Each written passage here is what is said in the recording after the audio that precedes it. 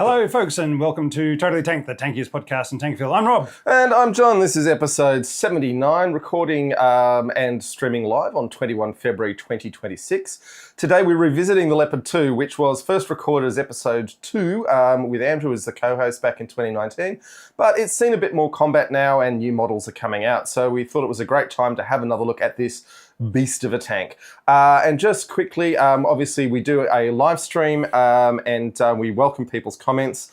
And Rob, who have we got on the line so Alan far? as Megamall. We had Raga, who joined the stream 2 hours ago, just to leave it on, and I hope he's heard us get started. Remember to come back to us. Alan is asking whether the Germans were doing better with more Leo 1s and not bothering with the... Cannon Panzer Jaegers. Yeah, probably wouldn't have changed the outcome of the Serbian war, though. Tasman's joining us from Sydney. Thomas has joined us from... Champaign, Illinois. Yeah. And Tim Woodall from Wellington. And that's who we've got so far, but obviously more people will probably be joining us as we go on. And jump into the poll and say whether or not the Leopard 2 was the best tank in the world or, a bit ordinary. Well, we've had a few more votes land, Rob. Still leading as best tank in the world at 71%, though. We'll see how that progresses as the show goes on. Just a quick little note for people on the audio feed. The halftime interview is very heavily image-based, so we're going to leave that out of the... audio podcast. So if you want to see that, go to totallytank.net. It'll be up there shortly. Or our YouTube channel will be there as well. Okay, Rob, what's next? You can get our Totally Tank merchandise, t-shirts, hats, mugs, and miniskirts, etc. from redbubble.com. Just make sure to look for Totally Tanked. And we're both wearing leopard-related shirts, although mine's a leopard 1 and Rob's got a leopard 2. Okay, and if you do like the show, and you're listening, why wouldn't you? Please hit the like button, leave relevant reviews, and on YouTube we hear that leaving a comment is the gold standard for being helpful, so just drop anything down there and help us out. Why not tell us your favourite tank or the next tank you'd like us to do an episode about? Yeah, and we're just glad that today we don't have the technical issues we did last time, and it's only 35 degrees or 90-something in America. But we've managed to start the episode on time, which only worries the live stream viewers, but for us it's certainly been a great help. All right. Now, Rob, onto the tank. All right. Name a Leopard 2 and all the A's and numbers you want to care to throw after it.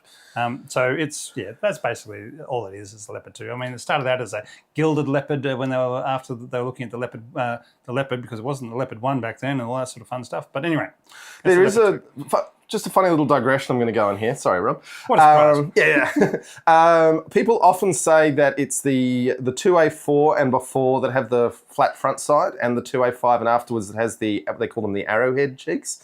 But I have actually got photos in the slideshow of 2A4s with the arrowheads on. So as with so many things in tanks, any rule you've heard, there's a variant out there that breaks it. Not to mention every country that bought the 2A4s, a lot of them have whacked on their own armour packages on top of that, and it's still a 2A4. They just happen to have their own armour package, and they're not built to the 2A5 or... Singapore in particular, the SGs. So there is with... Leopard designation, some countries just use the German designation of the mark they bought or that they've upgraded it to. And some countries, like the Danes, will call it a Leopard 2 DK for Denmark, Singapore SG for Singapore. Indonesia, yeah, I think for Indonesia... it's a revolutionary Indonesia. It's IR, but yeah. Yes. Anyway, so there's a lot of variation in it. The basic point is the Germans aren't fussy about the names. If you want to buy it, you can call it what you want. Yep. And hello to Airsoft Adventure from Pennsylvania. Nice one. Yep. Thank you for joining us. Yeah. All right. Designed by West Germany. Produced from 1979 till present. We're still building them. Number built 3,600 and counting. Mass. All right. So your 2A4s, which is your what became the gold standard in the middle of the Cold War, was 55 tons. Then as you introduce the 2A5s, you get up to 59 to 60 tons. The 2A6. 62 tons, the 2A7, 66 tons, and now the 2A8s will be 70 tons. So really getting up there. All with the same engine. For a defensive war, 70 tons is just about justifiable. For expeditionary or offensive warfare, it's probably too high. But the Germans try not to sell their tanks to people who are likely to invade other people. Indonesia gets a bit wonky on that, but I mean, they're not invading anybody new. they haven't invaded anyone in a long time. We'll give them that. Anybody new. That's what, and not to mention, what are they going to do with a 70-ton tank? How many ships they got that can carry those? Well, they've got big ro-ro ferries, huge ro-ro ferries. Last time I was in Indonesia, I was watching the shipping going up the Lombok Channel, and it's a busy channel with a lot of heavy shipping. And there is always the argument with heavy tanks that they're actually better for amphibious warfare, because if you've only got room in the hull for one tank, you may as well drop a heavy one in. But All right, length. The 2A4 is just shy of 10 metres long. The 2A6 is with the L55 barrel is just shy of 11 metres long. They're both 3.7 metres wide. Is that just the barrel adding length to the vehicle? Yep. Yeah. Yep. So the chassis is still roughly the Yes. same. Yeah. And I would always say the easy way to ID a Leopard 2 is that it basically looks like they put two tanks on top of each other, because the turret is almost the same size as the rest of the body. Yeah. All right. Where were we? Height 2.8 metres high. Crew: commander, driver, gunner, and loader for a crew of 4. Armour: the 2A6 is the 3rd generation composite, including high hardness steel, tungsten, and plastic filler with ceramic components. Basically, that's where they started getting everything else on there. Before that, it was a composite armour in the 2A4s, but still a lot of steel on there. Main armaments: the Rheinmetall 120mm gun, starting off with the L44 caliber, so length of the barrel, and then moving up to the L55. We'll just explain that again, because I know regular listeners will be sick of us saying it, but not everyone's a regular listener. So 44 calibers means the width of the round, which is 120 millimeters, 44 times that. And so the L55 is 55 times that. And for cannon makers, whatever their reasons are, I still don't fully understand, but it actually matters a lot to make sure you measure out the length of the barrel. Maybe that's how they know how many times it's going to spin and how fast it's going to come out. The windings, well, I mean, these are smooth bores, so that's less important. But anyway, it's very important for cannon making, and that's why these things get measured that way. Smarter people than us. Yes, indeed. Yep. Now, Rag has made a joke, and people are laughing at it, so we're going to read it out. Technically, they're only called Leopards if they're used by Germany. Anything else is just a sparkling MBT. boom, tish. Yeah, Tasman's noting that the longer the barrel, the better the muzzle velocity, plus or minus to within some. You can overdo it, but measuring it out in the width of the round is the point we're trying to address there. But, all right, but it carries 42. Both of them carry 42 rounds of the 120mm ammunition. Secondary armaments: you've got the two 7.62mm MG3s, or swap out for your country's preferred choice of MG, such as the Swiss or the Dutch with the FN mags and so forth. Engines: the MTU V12 twin turbo diesel engine, 1500 horsepower. Basically, it's been standard since the word go, and it's just been doing the job ever since. It's funny because obviously in World War II the Germans were not that great with diesel engines, and they really got good at them, and big diesels for things like driving earth moving equipment and that sort of thing. And they just said, this throws out 1500 horsepower, it fits in the back of the tank, and let's go. And why wouldn't you? And we can swap it out, and a good crew can swap it out in 20 minutes. 20 minutes. Yep. Yeah. Probably has those rails and things you can pull the engine out. But yes. Transmission: a Renk automatic with 8 forward and 2 reverse gears. Torsion bar suspension, which still makes it a older version of older type of tank. I mean, they tried hydro-pneumatic in the development process, and it was expensive. They just said it's expensive and it's a lot of moving parts, and a torsion bar just sits there doing its job. So why not? Wi-Fi Soldiers joined us. Asking us to do an episode on the French AMX 10RC. Well, we'll put that on the list. Nice one. Yep. Fuel capacity, 1,200 litres. Operational range on road is 340 kilometres, or cross country, 220 kilometres. Now, maximum speed, 70 kilometres, or 31 kilometres in reverse. All right, so good top speed. Pretty good reverse speed. And very good reverse speed. Not as fast as the Abrams in reverse, but fast enough. Well, I mean, some tanks can go as fast in reverse as they do forward, and this isn't one of those with its gearbox, but the Renk transmission otherwise seems very sound. And 31's fast enough to pull out of trouble. Yeah. Yep, and again, it's got a good high torque on it, so it accelerates up to those speeds quite quick. All right, and we've got some hellos from Captivate Them and Jonas Bond. Thanks, guys. Join us. All right, design and development. Here we go. The MBT-70 was a joint development in the 1960s by West Germany and the US to build a new generation tank to replace their Leopards and Pattons in order to counter the new generation of Soviet T-62 tanks and to standardize the parts and logistics support. There was a nice solution for them, but no. America supposedly said, no, we'll try and build something together. How about that? And look, at least they got a commonality in the gun, which was the most important thing. Is that a problem? I don't know. We have a spinning circle now. There we go. There we go. That's We'll making seem to be sure. here. Okay. All right. And hello to Thomas. Waiting. We do have in the slideshow of the wading tube snorkel, which agreed looks very silly, and we've often said that we're not sure if they were a great idea. But anyway, let's. Right. Anyway, so the MBT-70 design included a 152mm XM150 gun/missile launcher to fire the Shillelagh missile. So this is the gun that was in the Sheridan tank and the M60 Starship, which at the end of the day was just decided this is a very bad idea. So it was a short-barreled 152 that fired an enormous heat round. And as we know, the wider a heat round is, the longer the penetration stream. So there were some good reasons to do that if heat was the way you were going. And it could also fire the Shillelagh missile, which was a bit ahead of its time, and they never got to work quite properly. So they just moved away from that as a concept. Or they could just build a better tank gun. Yeah, a high-velocity smoothbore was the way to go, as the Russians had shown them. Yeah. All right. They also had all the crew mounted in the turret, including the driver, who had their own pod that always pointed forwards. Now, not always, Rob.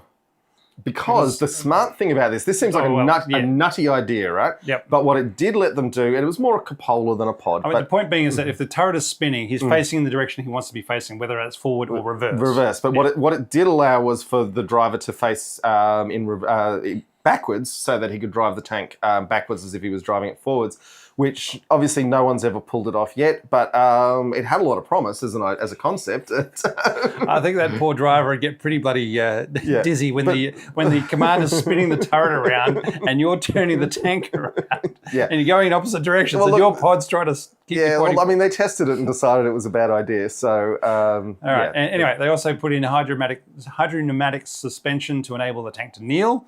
So lots of sensible ideas that built on past experience and success. For those who don't know, that is sarcasm. The West German engineers also guarded their intellectual property very tightly and did not want to share anything with the US, and at the same time demanded that more of their ideas were included in the design. Which is two real competing priorities they're putting on the Americans there. Yeah. And all this made the project way over budget.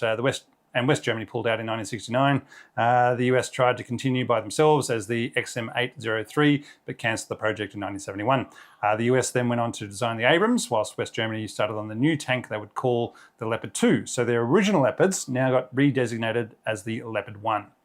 All these joint projects with Germany seemed to fail. Even the British and the French managed to work together to build the Concorde. So it always seems to be the Germans who are the problem, though. Like people say, the French are difficult, but their joint projects generally go okay. Yeah, they worked with the British, who neither one of them likes each other, right? So whilst the US and West Germany were building their own tanks, they were also looking to sell these new tanks to each other and to other countries as they built prototypes during the 1970s.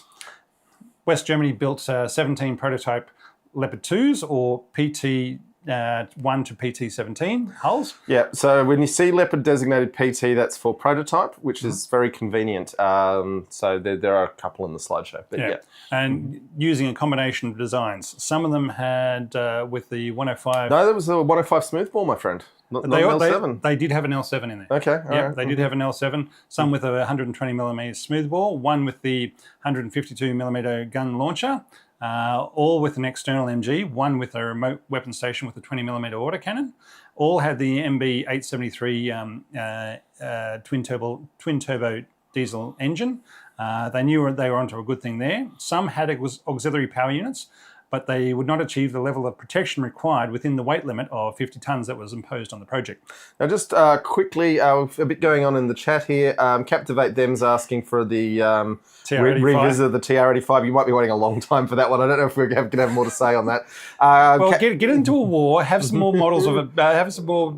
some new marks, maybe. Yeah. They're also asking what beer would we put on the...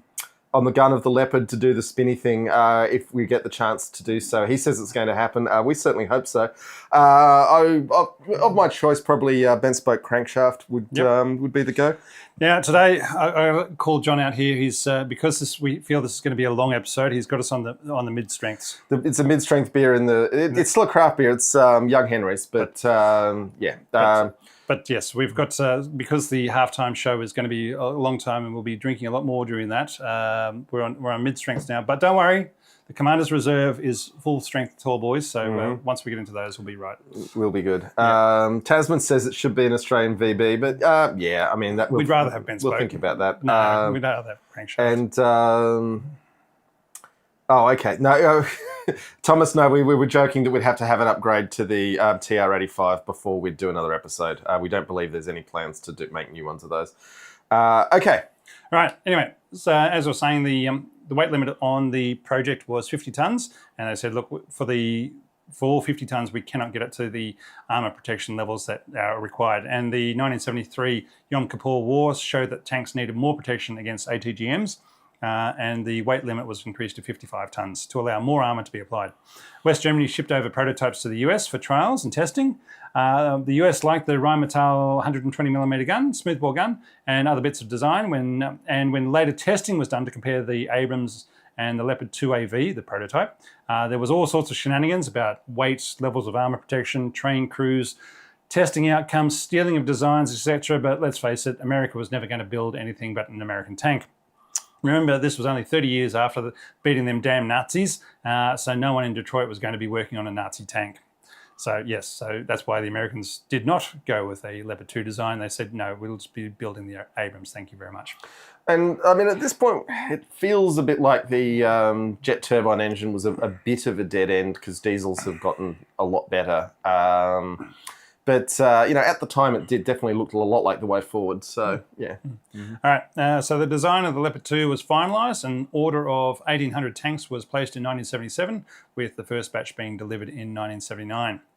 Now, models. Here we go. Normally, we'd address who operated the tank, the conflicts it was involved in before jumping into the models. But there were so many models over such a long period of time, with different countries upgrading, buying their own or newer models.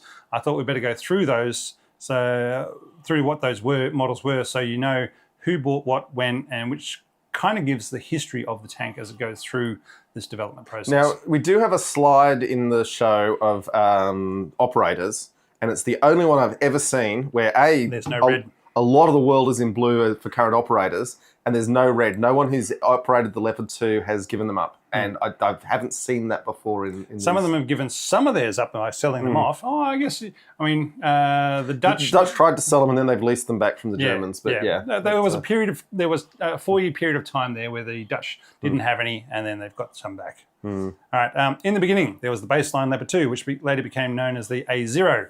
380 hulls were built from 1979 to 1982, split between Krauss Maffei and MAK. MAK, 209 or 55% and 171 to 45%. So basically they would keep building tanks at that ratio. So Krauss Maffei would always get 55 and the other guys would get 45%. And if you're wondering why Rheinmetall are trying to go it alone with their own tank, it's because they don't like splitting the work with Krauss Maffei. There you go.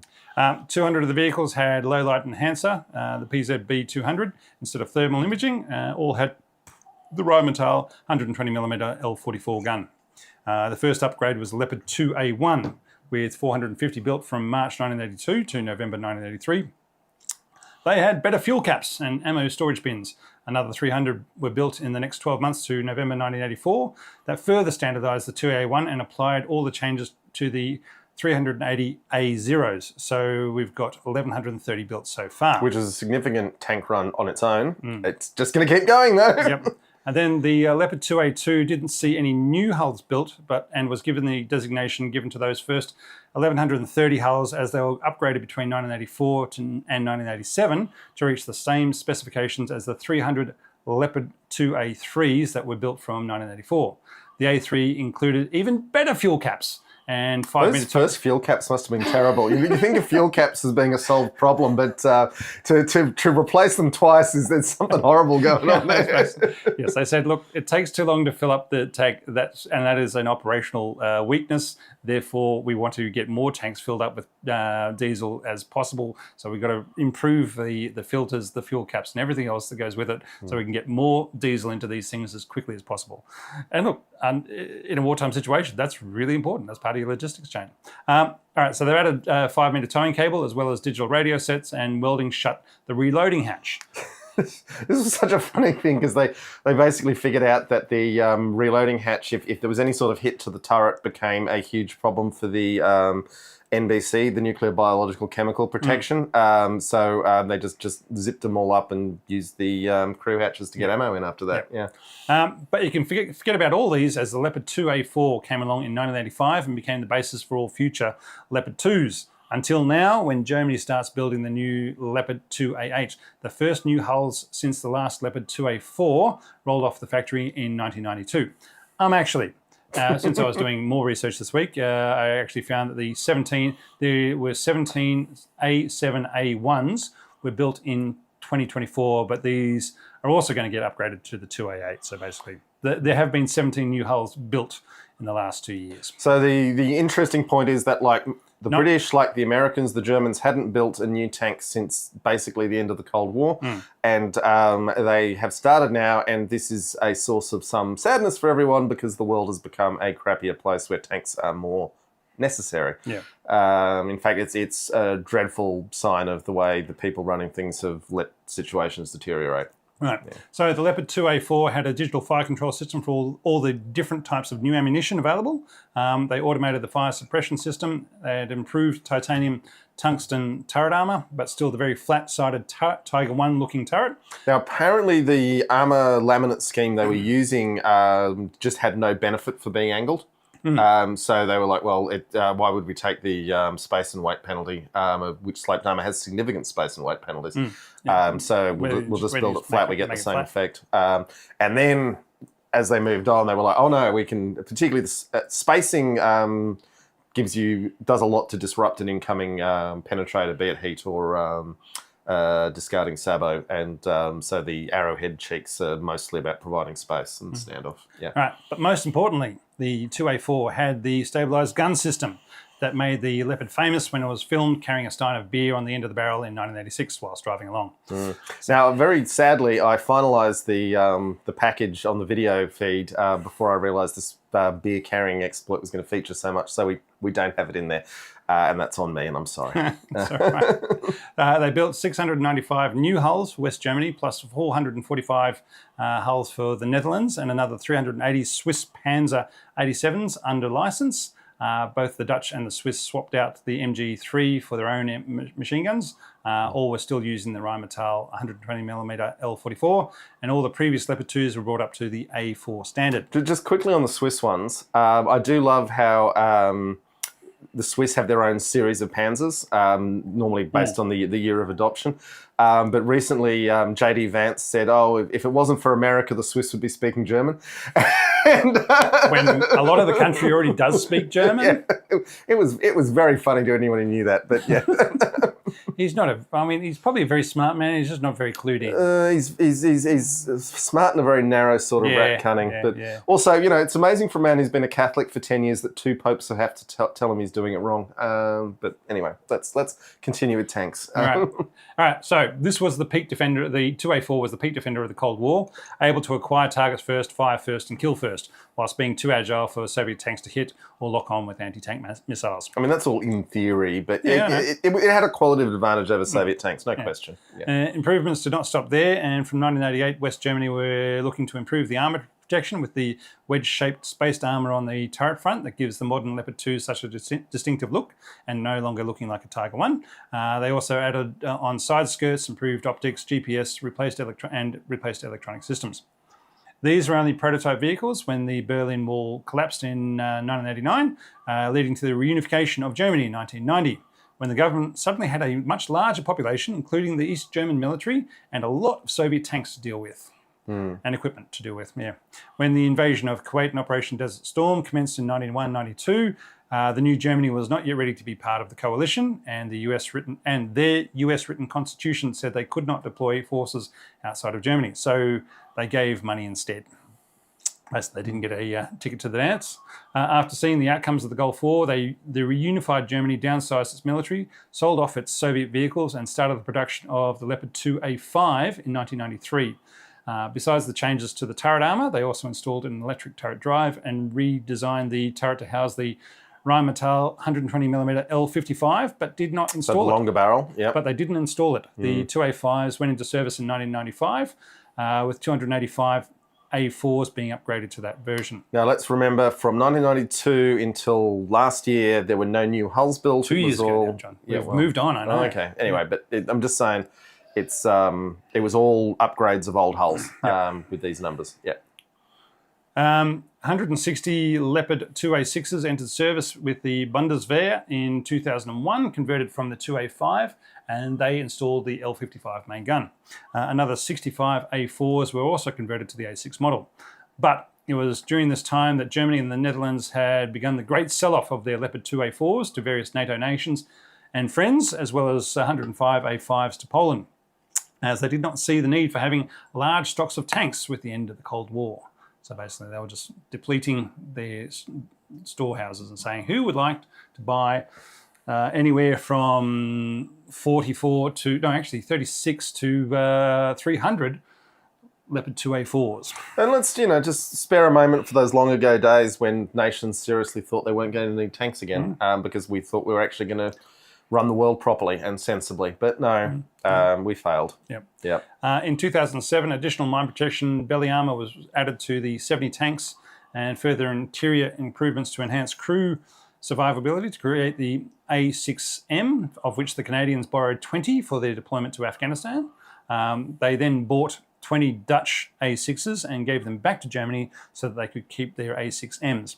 A notable feature is the driver is seated in a slung harness and raised off the floor of the improved survivability. In particular, that's mine protection. Yep.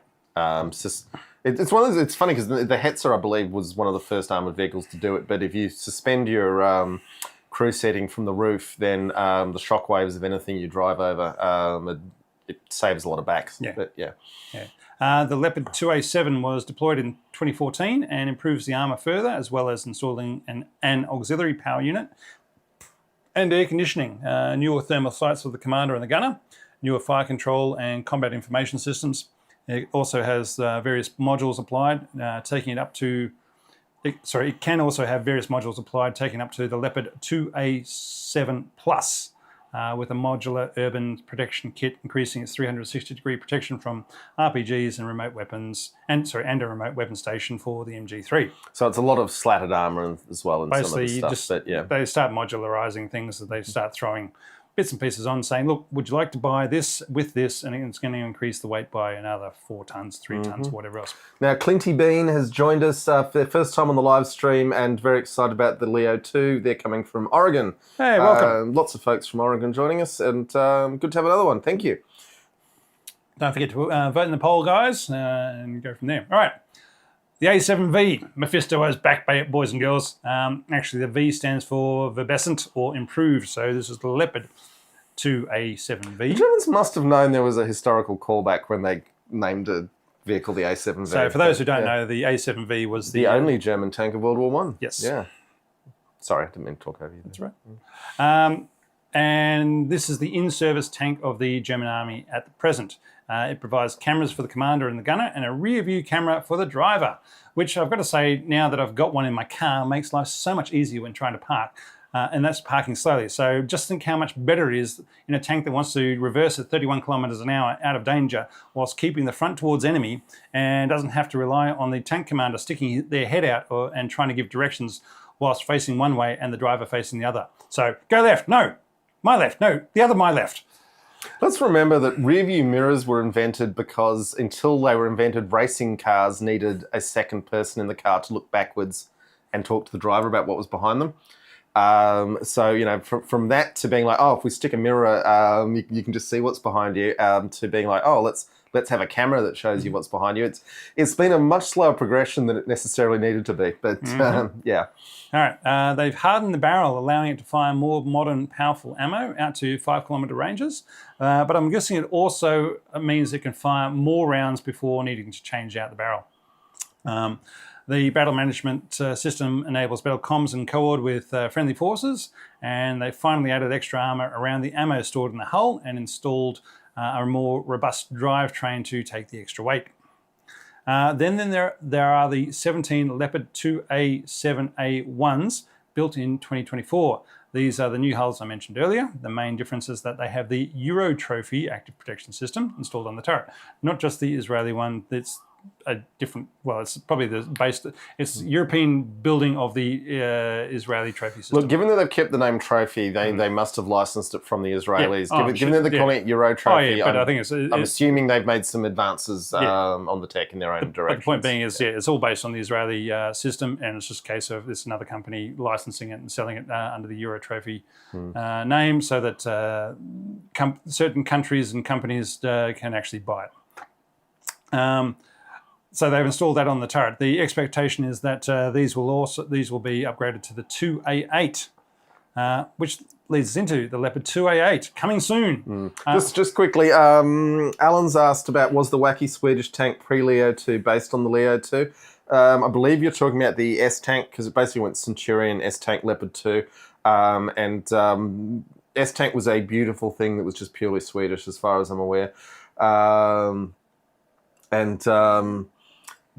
Tasman's noting the Germans did have 3 hulls or so of the K-Wagon. Yes. And this is the 120-ton monster beasts from World War One. Yeah. That they were 120 tons in World War One as they were trying to build up or something like that. So Clint's also saying, what's the beer? He's drinking a Widmer Brothers Amber Ale.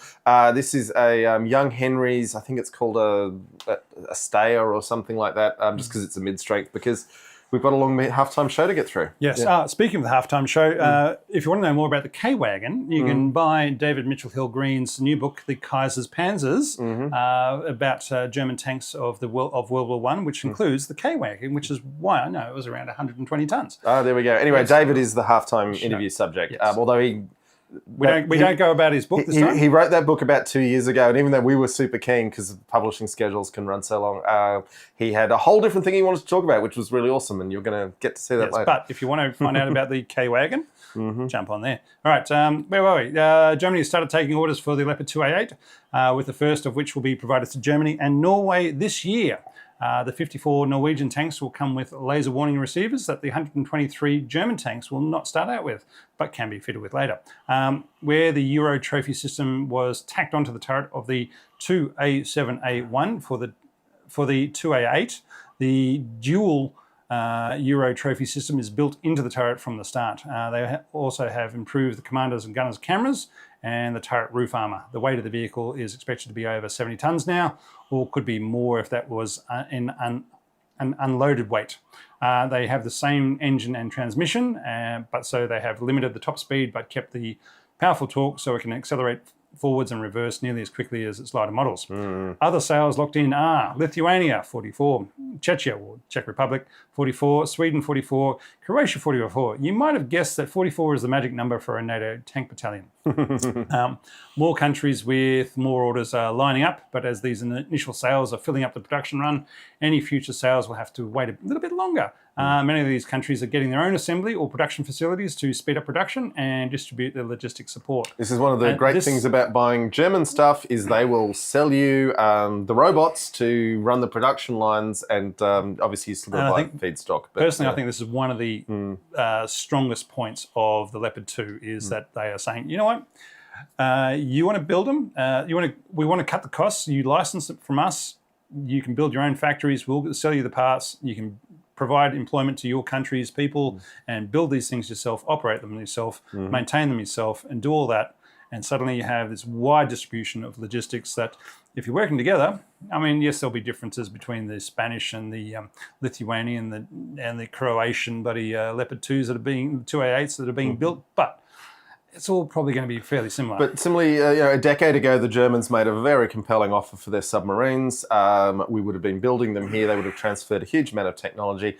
They would be in the water now, as opposed to the never of the Anglo-American. I did like the article you sent around the other day, John, saying for the cost of one nuclear submarine that we'll never get, we could have high-speed rail. High-speed rail in Australia, which we've been wanting for 50 years but never gotten. Right? Yeah.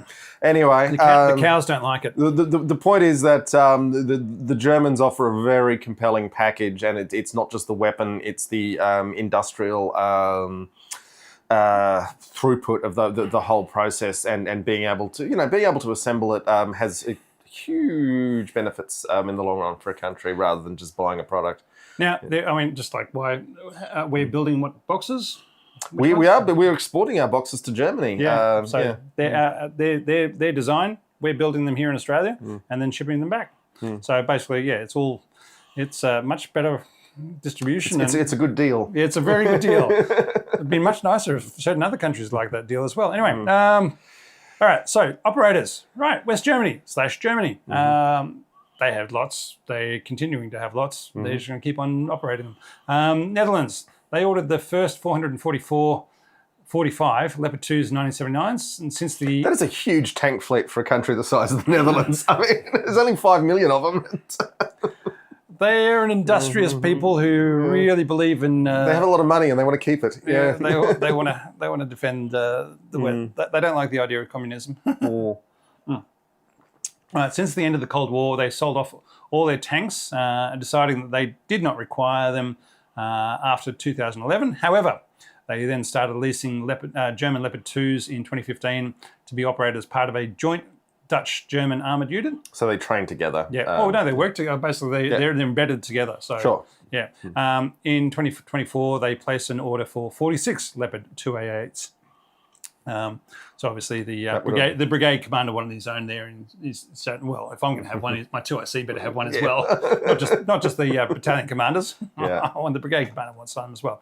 Switzerland, either that or they wanted some spares. All right, Switzerland, when they were the second buyer in the 1980s, purchasing 35 Leopard 2A4s and then building a further 345 under license as the Panzer 87. They have upgraded their Panzer 87s over time, applying armour kits from the 2A6 and electronic enhancements from the 2A5 series, as well as applying their own improvements of titanium alloy armour packages, Swiss remote weapon stations, and even an experimental 140mm gun variant. Norway purchased 36 2A4s in the Great 2000 sell-off, but are now first in line to get 54 2A8s with Germany. Sweden purchased 160 2A4s in 1994, labelling them the Stridsvagn 121, whilst they waited for their Leopard for 120 Leopard 2A5s to be provided in the 2000s. They bought 29 2A5s from Germany and then built the remaining 91s under license as the Stridsvagn 122. They made various improvements to the Stridsvagn 122 to meet their own requirements, basically cold weather stuff. Bigger hatches so the snow bulkier gear to get out. Yeah.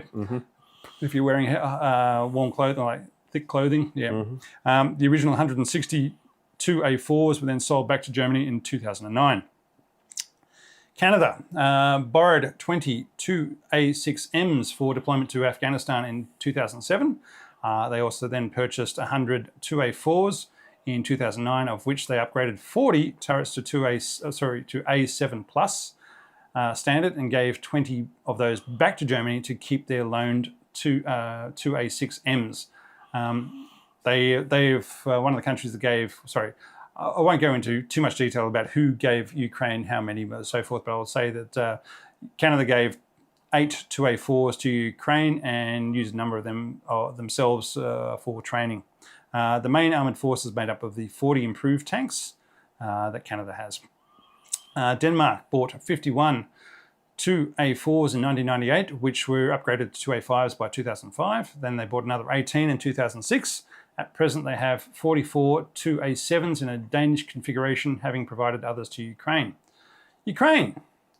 over 100 provided Leopard have been provided over 100 Leopard 2s, mostly older 2A4s stocks, but some were 2A6s. These were provided by various countries, usually in batches of 4s, 8s, and 14s. So, Singapore. They bought 66 refurbished Leo 2 A4s plus another 30 for spare parts in 2006, but they don't like to talk about how many or what tanks they have in service. We've mentioned in previous podcasts about tanks suspected to have been sold to Singapore that were not acknowledged. They now list 170 plus Leopard 2A7s in service, but again, we don't know because they really don't like to say how many they've got and how many tanks they've got and what are they going to use them for, I guess. Well, who they're worried about. A lot of them are based here in Australia at Shoalwater Bay in Queensland, where the Singaporean military largely resides to act as a vengeance force in the event anything happens to Singapore. But boy, that would be a really tough moment for Australia if someone invaded Singapore and then they wanted to launch their vengeance operations from here. Nine capitalist Australian ships for moving stuff around the world would then spring into action. The Singapore Navy is actually very impressive. Yeah, they've got a lot more money, which is why I guess they're basing stuff here in Australia. I knew they based a lot of their air force here, but I didn't realise their tanks as well. I can't say for sure the tanks here. I know there's a lot of stuff. I'm sure the tanks train here, but I'm sure they probably go home.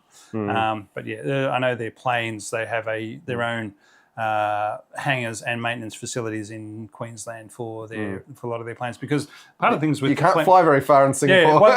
I remember talking to Singaporean pilots way back when, and they'd say, you take off, and basically as soon as you took off, you had to turn around because you'd be flying out of your air zone. So you had to, be very careful straight into either Malayan or Indonesian airspace. Yeah. All right. Speaking of Indonesia, they bought 103 2A4s in 2013 after overcoming some human rights abuse calls by Germany. I was actually, because the Germans are very picky about who they sell to, and Indonesia's had some issues, but, having said that, less issues than some other countries we could mention. 61 of which have been upgraded for the Indonesian environment. I did have some thoughts on these ones and saying, well, was it the Dutch influence that's a really interesting point. Was it because of the Dutch influence on Indonesia that they bought the Leopards, or was it in spite of the Dutch colonial heritage on Indonesia that they bought the Leopards? I don't know. Or maybe they said, look, we need tanks, and this is the best tank for anyone who's spending their own money. Don't know. Chile bought 234 2A4s in 2007. Now, that's a big force for a country the size of Chile as well. I mean, about they're making sure that those damn Argentinians don't come racing across the Andes. But I don't know. That's a huge force. You don't think of the Andes Mountains as being ideal tank country, but no. All right. Speaking of huge numbers of tanks, Turkey bought 298 2A4s in 2005s. They supposedly wanted 1,000. They wanted to buy 1,000 of these tanks, but Germany said no, that's too much for anybody to handle responsibly. Look, there's a perception in English-speaking countries of Turkey as it was in, say, the 1960s.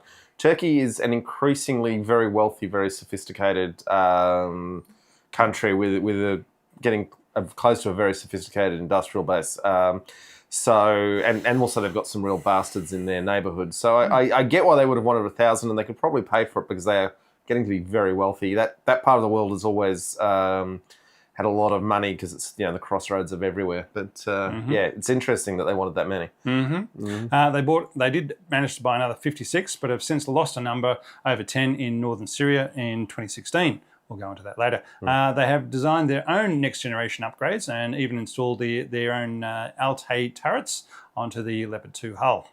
Poland bought 128 2A4s in 2002 and another 105 2A5s in 2013. They have upgraded 82 of their 2A4s to be modernised by Poland. Basically, again, they've got their own production facility whereby they upgrade them and maintain them and do all sorts of upgrades to them. Greece has 350 Leopard 2s. Again, 350 Leopard 2s in service. Do you reckon the Germans are trying to keep the number of Leopard 2s in the Greek-Turkish side roughly even? And how many are in Cyprus and so forth? I don't know. They have 350 Leopard 2s in service with 170 2 A6s built in Greece, so they've got their own production facilities and they're building their own tanks, and 183 2 A4s from Germany. Spain has been building its own Leopard 2s since 2004, with 219 hulls built as 2 A6s, 2 A6Es, España, plus they have leased 108 2 A4s from Germany in 1995, with the deal being that Spain would then own them from 2006.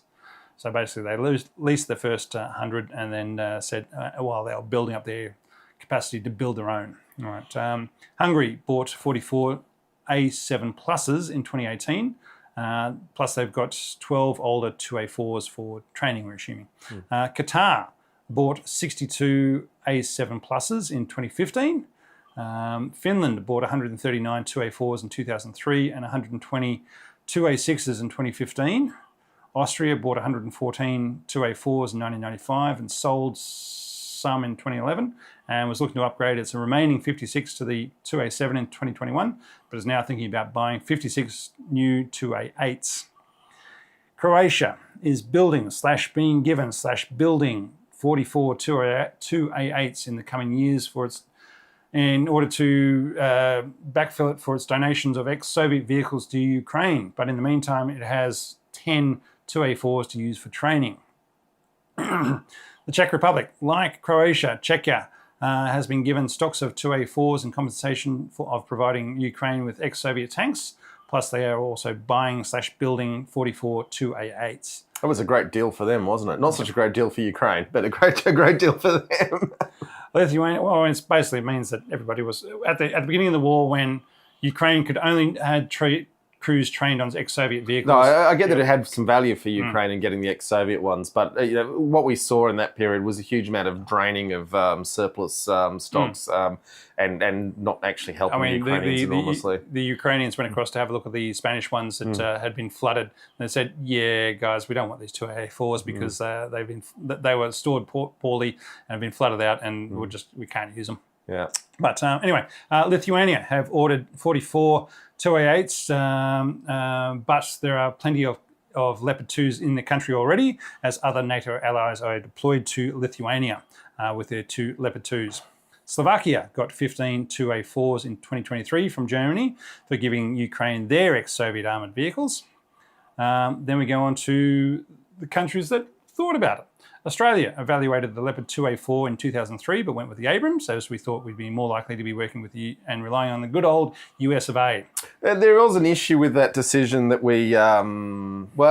Australia's always worried about getting our tanks blasted by the United States Air Force than we are by the enemy that we might be facing.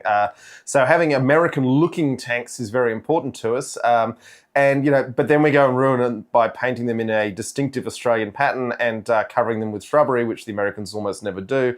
So even though we've got the American-looking tanks, we then make them look not American because we just don't want our tanks getting destroyed. So yes, that's a bit of context to add for that decision. All right, Kingdom of Saud was looking to buy Leopard 2s, but pressure within Germany itself against the human rights abuses of the Saudi government stopped the sale.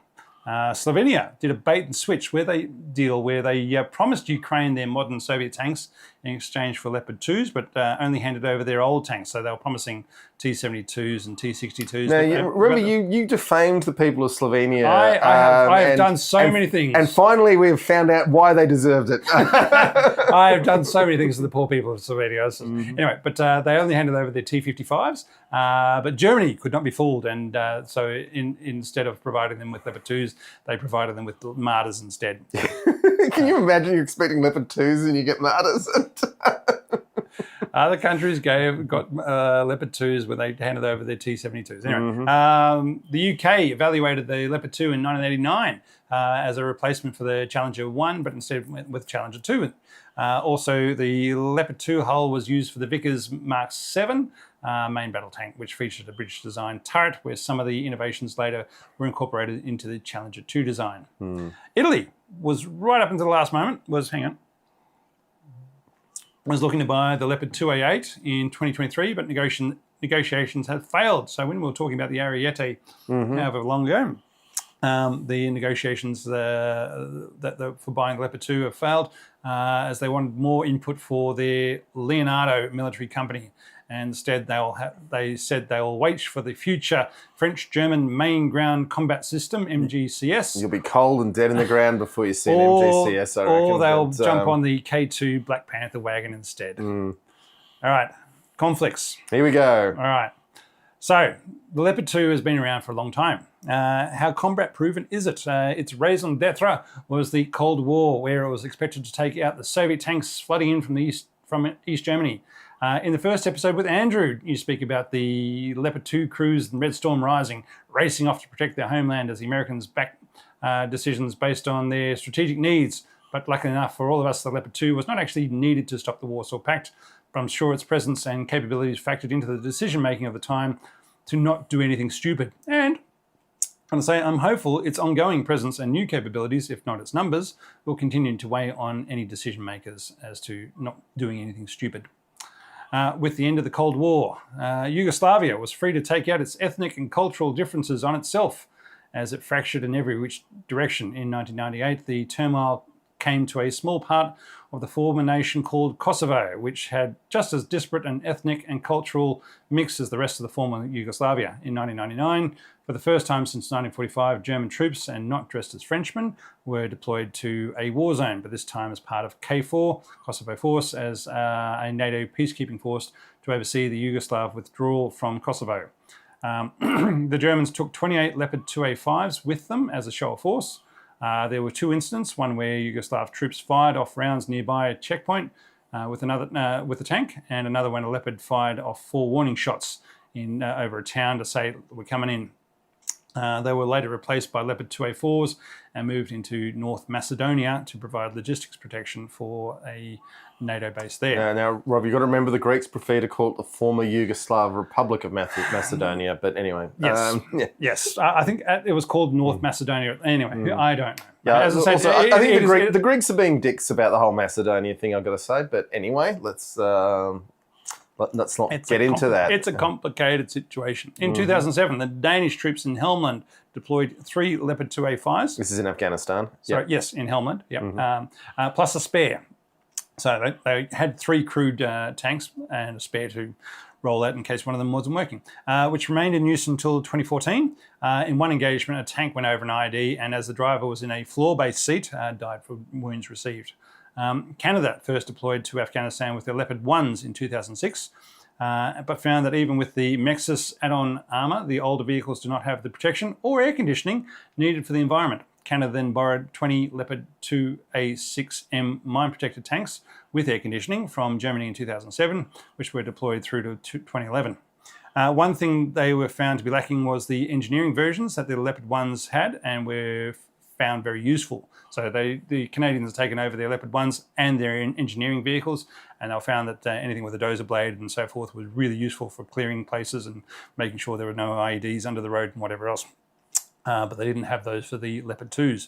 During the A6M deployment, one tank went over an IED, but all crew survived and the tank was recovered and repaired. The Canadian experience with taking tanks into a counterinsurgency style operation was that they were very effective. The presence of heavy armour stopped many confrontations before they even began, just by being nearby. They provided safety and security for the infantry and were such a presence in hostile places that even when shots were fired, they could quickly overwhelm any opposition. Look, it's just this thing that people keep rediscovering. I mean, the Australians did it in Vietnam, taking the Centurions over there. That for an insurgent force, dedicated anti-tank weaponry is usually a luxury they just can't afford. So it creates an environment where even though the terrain doesn't necessarily favour the operation of heavy armour, it just gives an overmatch that an insurgent force struggles to deal with, and we keep finding them to be very useful. Mm. All right. This is in contrast to the expected outcome of heavy tanks. There was a lot of opposition within Canada and their political circles to saying you can't send heavy tanks over there. They'll just become targets. That they would be a logistical burden and obvious targets that would then lead to unacceptable loss of crew lives, and that wasn't the case. Then in August 2016, Turkey deployed tanks and troops across the border into northern Syria to take control of the area from the various groups fighting there during the Syrian civil war. These included ISIS, YPG Kurds, the Free Syrian Army, the Syrian Democratic Army, and the actual Syrian Army, but they had a little presence in the area. So I'm not smart enough to know enough about any of those groups, to say the least. So let's just say that the Turks were fighting against a lot of different groups over the next 6 months. They advanced into Syria with their Leopard 2A4s, and it was not long before there were images of abandoned or burning Leopard tanks. At least 2 were captured and 10 were destroyed, some with their turrets blown off, just like a T-72. We armchair experts looked at the images and said, oh, they shouldn't have been stationary in exposed villages without infantry support, and that lack of training caused, and the older, more vulnerable models caused the losses, blah, blah, blah, blah, blah. But as shown in other subsequent conflicts, such as Yemen and Ukraine, modern Western tanks are as vulnerable against peers who have weapons to deal with them. And if you don't know if they'll survive if they are in the situation. So basically, if your enemy does have ATGMs and can afford them and has a lot of them, and you are in an exposed position, then yeah, it doesn't matter how modern your tank is or how good your training is, you can still be taken out, and it still looks bad on the cameras, and then suddenly there's the political will for having troops in danger suddenly drops. Now, just quickly, Captivate Them has commented that Hyena Road is a great movie about Canadian troops in Afghanistan featuring the Leopard 2, so that's good to know. What's the name of the movie? Hyena Road. Hyena Road, yeah. Love that. And there's a lot of chatter going on about the merits of relative different games, and we're going to let that go through to the keeper. Yeah, Tasman's noted Leopard 2 over the Leopard 1. It had air conditioning in the desert environment. That is handy. Absolutely. Yeah. Yep. All right. It took 14 months for the European nations to start supplying Ukraine with Leopard 2s. This is after Germany gave them permission. So Poland and Spain were dead keen on giving them straight away, but Germany said, no. We have to give you permission whether or not you're allowed to give them your Leopard 2s. But eventually Germany said yes, and then Spain and Poland started handing them over. They were the biggest contributors, and then Germany. And since February 2020, the invasion was started in February 2022 by Russia. During that time, there was hope that Ukraine would be able to do it all by itself, even as Ukrainian crews started doing training on the Leopards. I don't honestly believe anyone seriously thought that. They just wanted to say that so they didn't have to do stuff. Yeah, but, pretty much. Yeah. Let's remember, and to be fair to the Germans, they did it with good reason. Until the British and Americans agreed to put Abrams and Challengers into Ukraine, the Germans just did not want Leopards to be the only tanks getting blown up. And that was a fair concern on their part. They might say that, but Ukraine might say, no, it would have been really nice to have but the Germans have got to worry about Germans first. And it would have been damaging to them with fair reason if it was only Leopard 2s being provided. They can say that because Ukraine held out for that first 6 weeks, but if they hadn't held out and then suddenly Russia was on the border with Poland and looking over the wire. Well, the first 6 weeks they wouldn't have been able to get them usefully there anyway. Yeah. So yeah. At first, the older model 2A4s were being supplied. We provided with Germany backfilling donating nations with Leopards with more modern 2A6s. Over 100 Leopard 2s have been provided to Ukraine, and at least 38 destroyed and 2 captured. The Ukrainians are modifying them to meet the needs of the modern battlefield with cope cages and Soviet-style ERA explosive blocks on the less armoured 2A4s. They have not been the game changers that many wanted and expected them to be. I think that was always asking too much of any tank, but yeah. When Ukraine started its offensive in June 23 across the Russian minefields, it was shown how vulnerable they were. The crews would escape the tracked vehicles when they ran over the mine, which might be recovered or could be destroyed by drones. If those tanks were available 12 months earlier, before the minefields and drones were built by Russia, the minefields being too deep, they could have been the saviour of Ukraine that was wanted. Now they're being used as mobile artillery, using more HE than they were ever designed to be, and being repaired or awaiting an opportunity when the Russians make a mistake, like turning off their telegram communications. We'll talk about that in the second half, yes. But yes. Mm-hmm. Variants. Like the Leopard 1 before it, the success of the Leopard 2 chassis makes it the basis for many different variants, from the Finnish marksman Spag So self-propelled anti-aircraft gun. Yep. Mhm. A bridge layer, an engineering vehicle with dozer blade, an excavator arm, and a heavy breaching vehicle, breaching engineering vehicles, driver training vehicles, or repair and recovery vehicles. The other main variant is the experimental 140mm gun that both the Swiss and the Germans were exploring in the 1990s, along with an order letter, but the political landscape changed and the need was no longer present. The focus changed to more armour and survivability for the tanks. Legacy. All right, we finished the beer tube. Very exciting moment. All right. During the Cold War, it was the latest tank deployed to defend the West against possible Soviet aggression. The trick with the beer stein to show off the gun stabilization made the tank famous for all the armchair tank aficionados. But then the Cold War ended with the Leopard 2 winning. The production line was shut down and there was no foreseeable need for tanks. They didn't go to Gulf War 1 or 2. Mostly because Germany wasn't able to go to war with them at that point. Yep. But yeah. The United Germany and the Netherlands started selling off their tanks as they would no longer be needed. Then the Canadians deployed their Leopard 2s to Afghanistan, and they showed the world that heavy armour still has a role to play in any sort of conflict.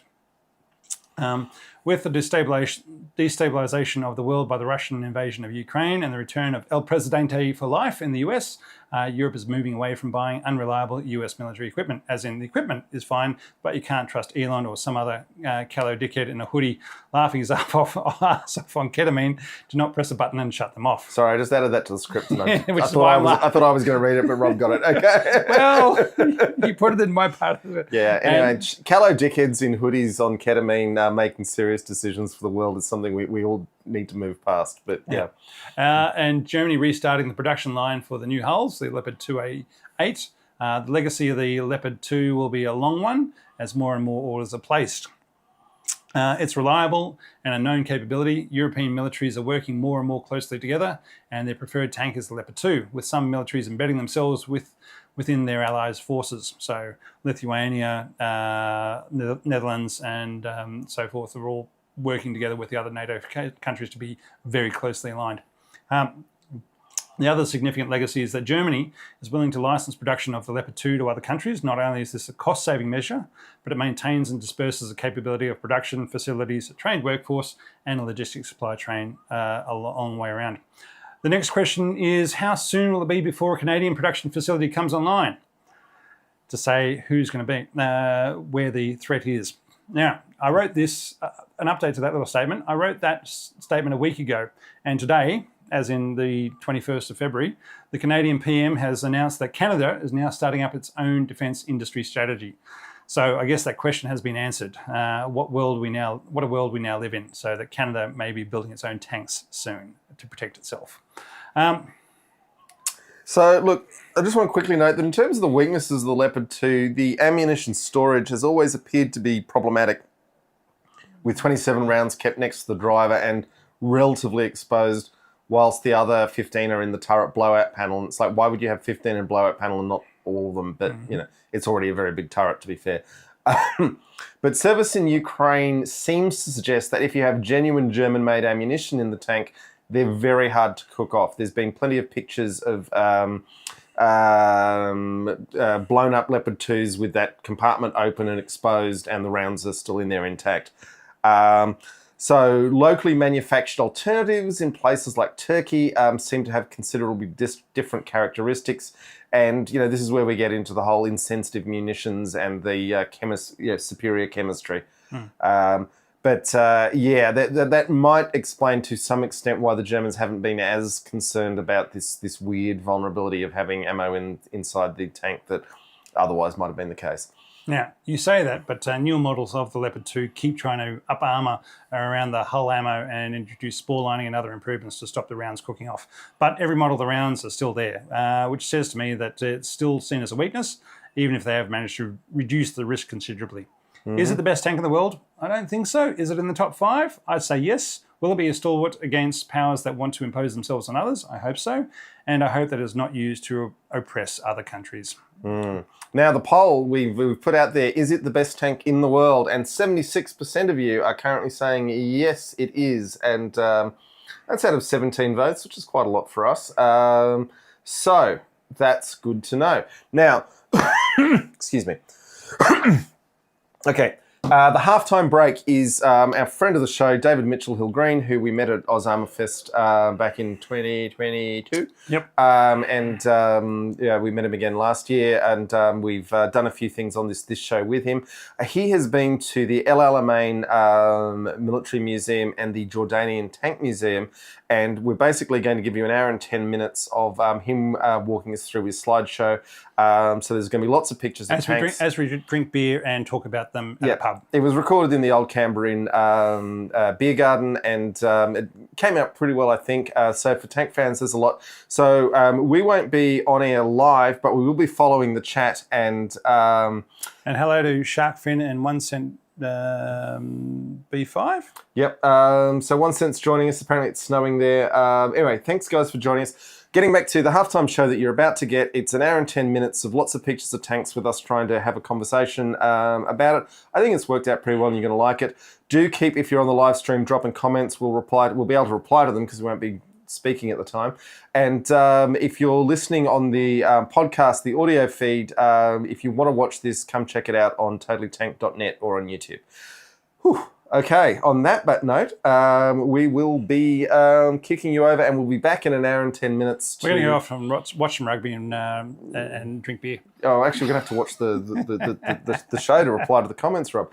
Okay, here it goes.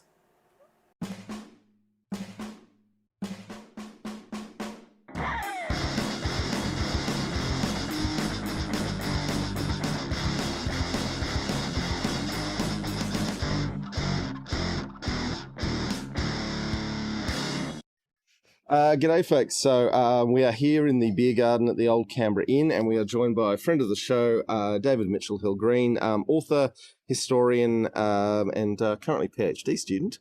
David, hello. Hello Rob, hello John, how are we? Really good. And David's just been to El Alamein and the Jordanian Tank Museum, and we're now going to run you through what he found there. So we'll switch over to that, and hope you've enjoyed this little view of the beer garden. So, David, what are we looking at? So this is our first stop. This is El Alamein, and there's a small armoured museum there. Let's call it a military museum. Mm-hmm. There's a handful of relics. So before we head off to the main museum, let's look at this, and then we'll head off to Jordan. But you walk through the entry gates, and there are two Italian pieces. The first one here, the Italian self-propelled gun. Mm-hmm. Roll away. There we go. Semaventi 75-18. That's right. And 75 mil gun, and they built it in 1918. But no, that can't be right. It was 18 tons. 18 tons. 18 tons. That's Yeah. what it was. Is that a 75 mil gun though? I mean, that looks huge. 75 mil gun. Okay. All right. There we go. I'm saying. Mm-hmm. I could be totally wrong. Yep. So yeah, it's relic status. Mm-hmm. Is that an ACAT gun or an AT gun? Bit of both. I'm wondering, is that the Italian 90 mil, or sorry, I should know, but wouldn't be oh, is it 90 mil, the? it would be something close to it. Yeah, maybe we'll chop that one out and just stick to tanks. Yeah. You can always spot the Caro Armata from the double-decker machine guns. Yeah. The 8mm double 8mm guns, machine guns. And that's probably the highlight in terms of armor in the museum. Mm-hmm. So that says a It lot. doesn't even have a kangaroo panel on the side though. No, it was tempting to get a. Look, I love how the front texture out, Have but the more rivets you can poke a stick. yeah, but the front wheel's got a real FT17 vibe to it, and I like the leaf. 2000. I like the very leaf much. springs, and then I love the way they had the two slowest machine guns in the world because they were reinserting the spent brass back into the magazines, which was very litter friendly of them. But so then they had to put two in there to get a decent cyclic rate of fire. Yeah, Crazy, wow. crazy a guns. strange piece of design.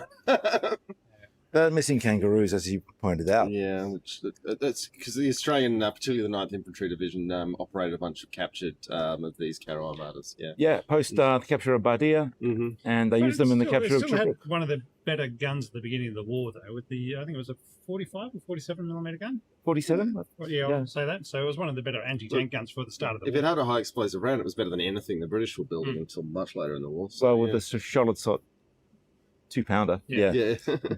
Anyway, so let's move on. There's some Italian artillery. There's an Autoblinda 41 armored car, I think. What? There you go. Racing across the desert to one side to the other. As long as the sand is exactly the right sort of sand. Yeah. Yeah. Another 3/4 shot. Yeah, that's I think a more recent relic. I think that's supposed to be once was a Spitfire. Yeah, right. Really? Okay. Mm-hmm. I guess that's a Merlin there, but that's a bit sad. I see it. Big piece of artillery. So It's a German, 15 centimeter? yeah.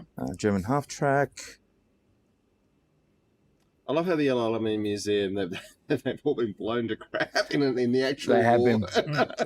These are the wrecks. So they're flying around the town. It's great. And what's that? A German 10.5 centimeter howitzer. Yeah. Oh, that's nice. That's a big one. Yeah, so that's that French. It's a Schlepper, so the 15 centimeter conversion. Mm. So that is nice. And there we go. Lee or Grant, we want to say. So we got a Grant there. There you go. You're looking at the turret. Yep. Sort of a hatch on the side. Yep. Front on. And what another wreck, another relic, probably a Mark 6 light tank. Oh, I think it was Mark 6. Oh, Yeah. wow. Okay. Yep. God knows how.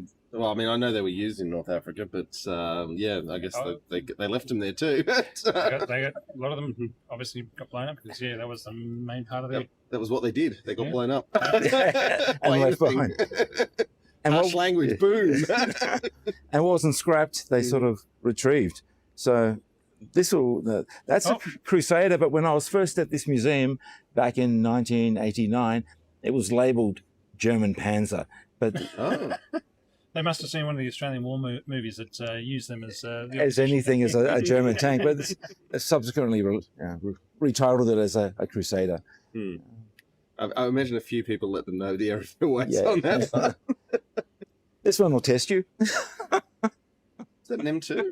It's a fantasy universal carrier with a Stuart turret. Right. Okay, so it's got an M3 light tank turret on it. They welded on some sort of roof onto the top of I have seen universal carrier. I've seen a lot of carriers looking like little tanks in the past, and that's probably the best of them. But yeah, So there's the Sherman. there's a Sherman, CMP, Canadian military pattern oh yeah, truck, a couple of 17-pounders, which would have been post-war Egyptian that they've Right. Okay. set up. Up tracks of some sort. Yeah, M2? so American half track. But first time I was here, that was also labelled as a German transport vehicle or something. But I do love the armoured louvers on the front. Yeah, for the radiator. I've always thought that was a great. It seems like a great invention, but you've actually got to remember to raise and lower your louvers at the right time. If you're driving uphill, you want to keep the engine cool. I think this is a Egyptian post-war armoured truck chassis thing that used based on a CMP, but it certainly wasn't a wartime It looks vehicle. like a horrible British thing to me, but yeah. Yeah. It's, another big gun.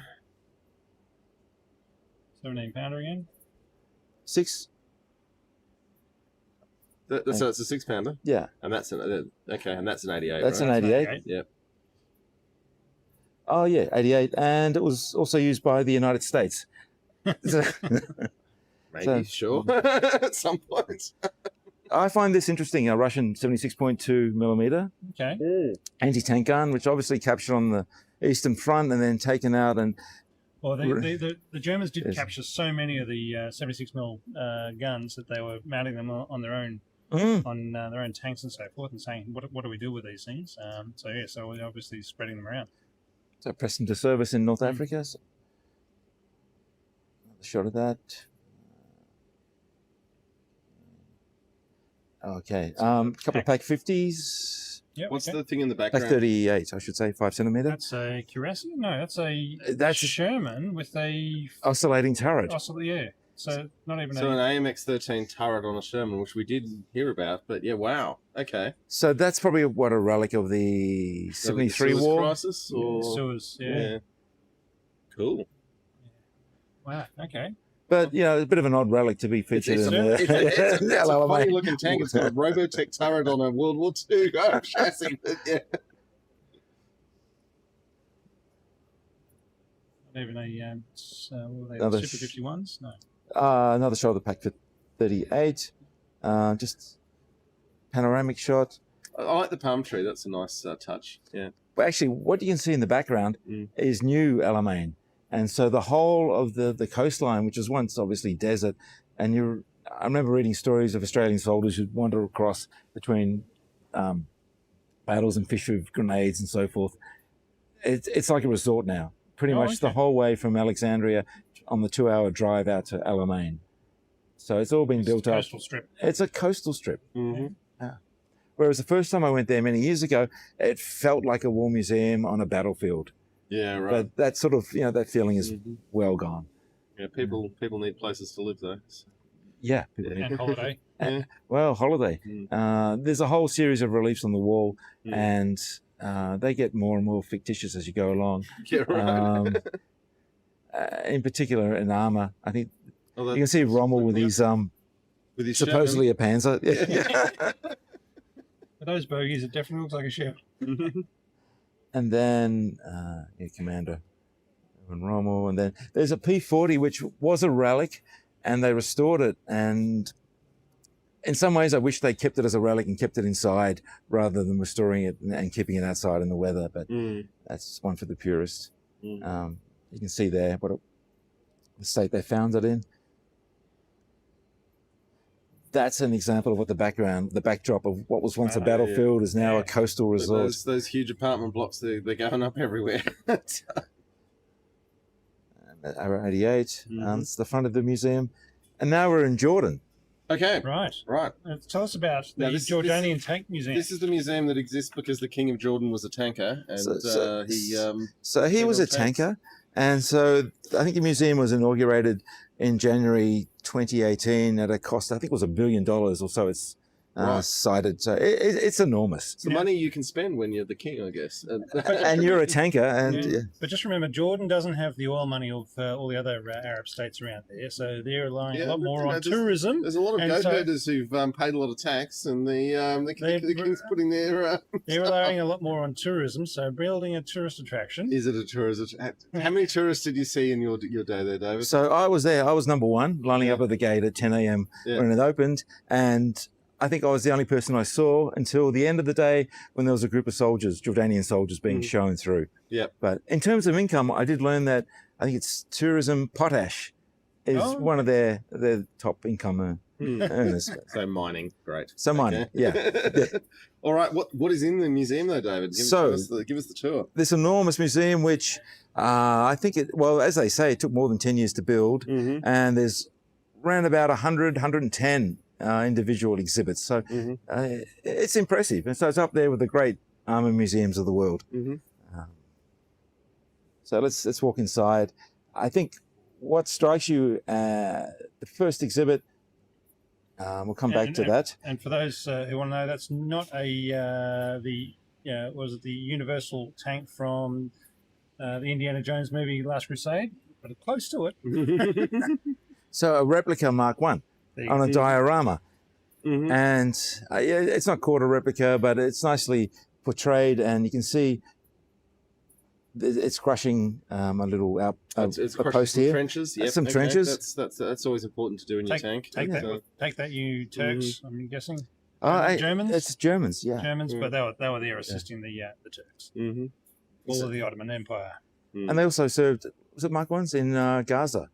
Yeah, right. Okay. Yeah. Anyway, what I thought was really cool was there's a mock-up of the Da Vinci tank. Yep. Now, before we started recording, I did say if you're actually going to do the first tank, it's not Da Vinci's little sketches, it's the Chariot, where you had protection, firepower, and mobility all in one package. But 2 horsepower. 2 horsepower. 2 horsepower, and particularly from a Jordanian Middle East perspective. Yeah, the Hittites were, roaming up and down. It's, exactly. I mean, the one thing with your ancient chariots is it's almost certain they were only mobile on roads. You can't see them bouncing too fast across the desert wastelands. Yeah, But or during, fields, during Bronze Age warfare, it was before the Bronze Age collapsed. It was they were being able to go fast up a road and seize a position is very well, valuable. they were the elite of the elites. Your nobleman was spending half their fortunes to get their chariot made or something like that. But for those who want to know, Da Vinci's sketches, 15th century, he came up with this round thing with cannons sticking out of the side of it, saying this is going to be my tank. With an idea for an idea, but no actual propulsion. An idea for propulsion. I was wondering what was the propulsion? What was proposed? Oh, it had wheels on the bottom. Well, I think it was some sort of pedal powered thing, wasn't it? But I mean, the funny thing with Da Vinci is we talk about the Mona Lisa and we talk about his drawings of helicopters. The thing that he did that revolutionized the world was that he built a machine that would produce screws. And it was designed in a way that it cancelled out errors, so it would create reproducible screws, and then wooden screws. So a screw cutting machine, a wooden screw cutting machine. Wow! But that then let you, instead of chocking wedges into things, to be like, no, we're going to do 3/4 of a turn. But anyway, sorry, I digress. Let's. Speaking of helicopters in the back there, we've got an Apache. We've got an Apache hanging overhead. Is that an Apache or a Cobra? Oh. I reckon it's a Super Cobra, but I would defer to the aviation buffs. I'm not an aviation buff, but I don't think it's an Apache. I'm sure someone in the comments will let us know, though. But chariots aside, I thought that's a nice way to tell the story of the evolution of the tank. Yeah. Back to our back to the diorama of the Mark 1. Yep. And there's a cutaway inside, which is nice. Yep. Showing the 17 people who might have been involved. I think 11 in those ones. Anyway. I think maybe it was the A7V that had the 17. Yeah. So I think they had 8, but when the Germans captured them and put them into operation, they put more in. They put 12 in. Yeah.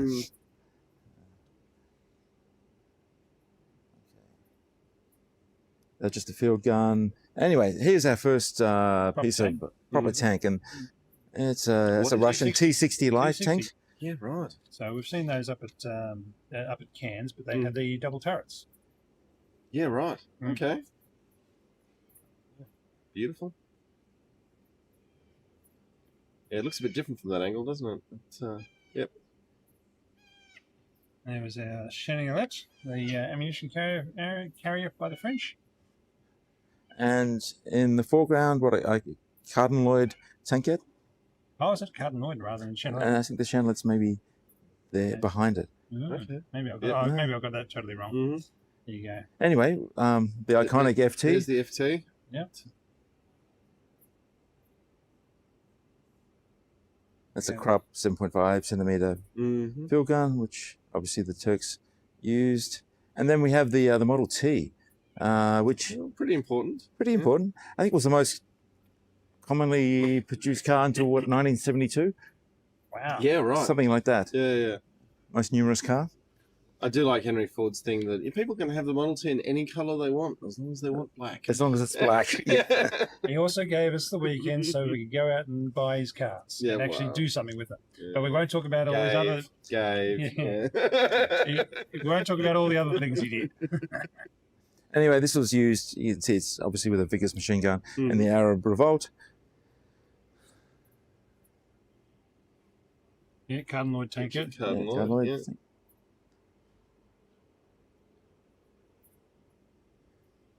Panzer 1. Okay. It was B. It really was amazing they went from that to the Tiger 2 within a matter of really months. It took a little bit longer than that. Yeah. It was still pretty quick. It was pretty quick. Yeah. Okay, cool. Anyway, You're just saying that because we've been sticking with the Abrams and the Leopard 2s for the last 50 years. Forever. But I'm more saying this is a ludicrous machine that is barely fit for purpose, and then they were making really impressive tanks very quickly on from it. So when was this introduced? Say 34? 34, 36, something like that. We haven't done an episode on them yet. No, we haven't. Yeah, I think they used Panzer Is in the Spanish Civil War as well. But it's still this idea that everyone had. I mean, look at the American the M2 medium, that machine guns were the decisive weapon, and then that's all you needed. And then people were like, no, actually, high explosive is much more interesting than lots of lead. Bunkers and trenches stop lead. HE goes boom. Although I have read one school of thought that it's one of the most underrated tanks of the war because it was the most numerous tank at the start of. We made that argument about the Panzer II. Yeah, Yes. Panzer II is much more likely. Yeah. Because they stopped production of the Panzer I pretty quick, and when they were trying to get the Panzer IIIs out, they still hadn't got the systems sorted out, so they produced a lot more Panzer IIs. So it had a lot of numbers, but can't remember. Anyway, David, that is a beautiful photo of a Panzer II. I've got to say, so well done. Yeah, this is your. This is one of those, captured French vehicles. And it's dressed up as being, from the 21st Panzer Division. I'm not sure, but I thought they had 3 bogies on the side. Maybe there was a post-war production continued. Maybe that's the case. Maybe someone can write that in the comments. But Sure. And, of course, the Panzer 38T, which you've done an episode on recently. Yeah. It's interesting from that angle. It doesn't look as tinky and tiny as they actually look. Yeah. Yeah, it's funny perspective. It does look larger. And obviously to its right is supposed to be supposedly a Panzer III. However, that's a long gun Panzer III. It's Panzer IV, right? Well, it's a replica based on what's it? The UK. The FE 432, something like that. Something like that, and you can see the padded tracks. Yeah, always a giveaway, but yeah. Okay, sorry. And it is a much longer gun. Yeah. I don't remember a Panzer III ever having a gun quite that long. No, not that long. That was what was really throwing me. Okay, and obviously, the turret isn't a Panzer IV. I apologise, but to all intents and purposes, it's advertised as a Panzer III. No, they got that wrong. But that's all right. That's all right. They can they can work through these things. So next we have a KV-1. Now, where did they get a KV-1 from? I don't know. That's amazing. So this is the Russian heavy tanks at the beginning of the war. Yep. And with a gifted, I would imagine, from. I don't know. There you go. German half track, but there's another shot of the KV-1. Yeah. That's beautiful. That's a nice example. Yeah. Followed by Stuart. Is it? Just the paint. It's a funny paint job on it. Yeah, in desert camouflage. Yeah, with it doesn't have its hatches up either, which is how I with would the identify Desert Rats insignia. So it's the M3 Stuart.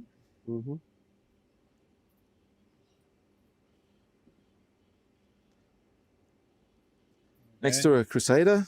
There we go. Lots of rivets. Again, more rivets and a 2-pounder. Stupidest tank. Doesn't have the cooling vents on the front of the tank. No, they were down the back. I know, but no, the first. I think it wasn't the first version. No, you can see it on there. It's down the rear quarter there, and it's where all the dust gets kicked up by the track straight into the that breathing vent there. But anyway, Lord Nuffield, I have my suspicions. So did J.R.R. Tolkien. Anyway, and a Valentine. Which mark of Valentine is that? Well, it's only got the 2-pounder, so okay, it's one of the early ones. So apparently, I was just reading today. The Tank Museum was saying that I think the Valentine 9s, if you see them welded, not riveted, that means it actually came out of a Vickers factory, not a sub-assembly facility. But anyway, that's not related to this one. It's obviously riveted, but yeah.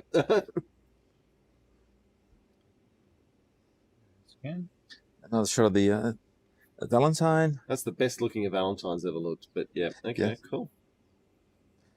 Yeah, Panzer IV. Panzer IV, short barrel. With the 75. short gun, yeah. Short barrel 75. So, yep. Beautiful.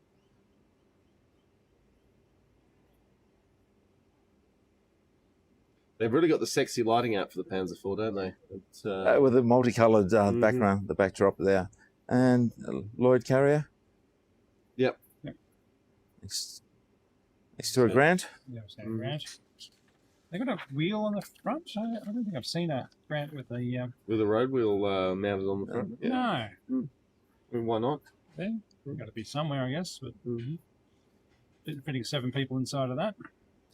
And continuing our line of British vehicles, we have Matilda. Two. Yeah, Yep. Matilda 2. Those mud chutes are instantly recognisable, and that beautiful Queen of the turret, desert. The Queen Yes. of the Desert. Now, I reckon that's the actual, what do they call it, the Chauncey colour scheme that Bovington stuffed up by making it sky blue. Because everyone's always said it was actually more sort of slate grey. Anyway, I'm interested to see that colour. You're talking about what's on the turret rather than the hull there, or No, well, both actually. In that they're a more muted shade, but yeah, interesting. So the turret does seem to have a different colour scheme to the hull. to the hull. Yeah, cool.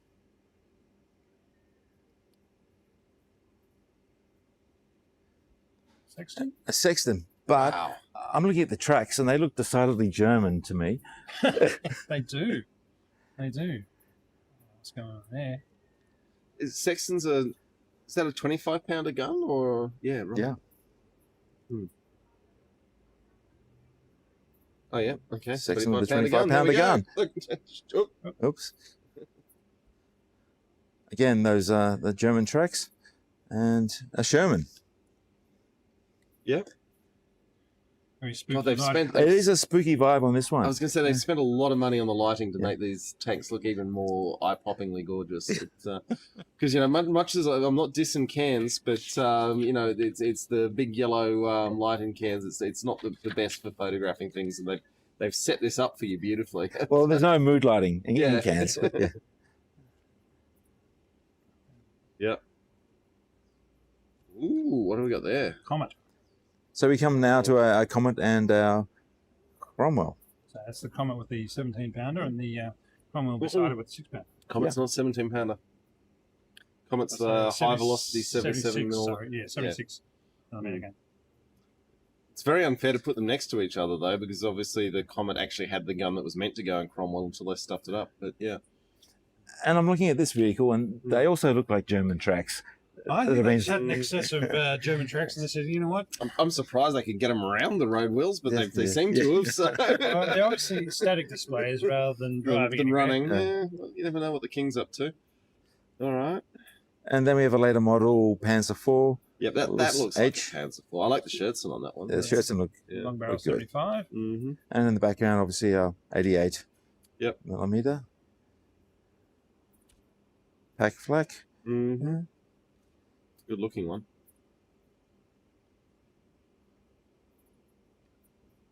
You must have been going through here with all this moody lighting going, this is so good. By myself. Yeah. And it's huge. Like, I think I was almost kicked out at closing time. Like, Yeah, right. it's a big museum. So that's a Churchill we're looking at now. That's a Churchill. Yeah. With the stupid hatch on the side of the tracks. Yeah. Skate patch. Mm-hmm. And then we come to a bit of Russian armor. Here's our T-34-76. Yep. And T-34-85 in the background. You can tell the difference between the huge turrets. Mm. One with only the two people, and the second you can throw the three people all into it. Yeah, they definitely realised what they were doing there. Yeah. Sorry, can we just go back one photo? What's up with the Parisian apartments? Yeah, that's a good question. I don't think it was explained, but it was the backdrop at this particular point in the museum. So if you want to stay the night in the museum, You can book into the accommodation in the background. Okay, Yeah. all right. we're making that up. We don't know. No. Yeah, definitely.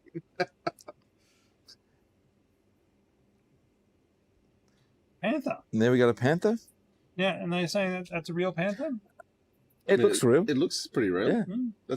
That's not a British fighting vehicle with stuff tacked on. That's Actually, that's the real McCoy. Trying to the see. tracks look real. Yeah, and I'm trying to see how many road wheels it's got. Bloody 18 to a side, or Yeah. I mean, they're interleaved, and I mean, it's that classic German thing with the where it kicks up at the front. That's quite distinctive. Anyway, lovely. So that's a nice exhibit. Mhm. And then there's something, a little Vidal Tempo G1200, which is maybe a little out of place, but it's sitting there, and that's a nice exhibit. nice little staff car. I'm just thinking with the Panthers. Didn't the Brits keep the assembly line going after the war and make a few of their own. Yeah. Maybe Jordan bought one of those for some cash in the 50s. Well, if the King of Jordan's building a $1 billion museum, he can afford to buy some tanks off the market as well. But True. yeah.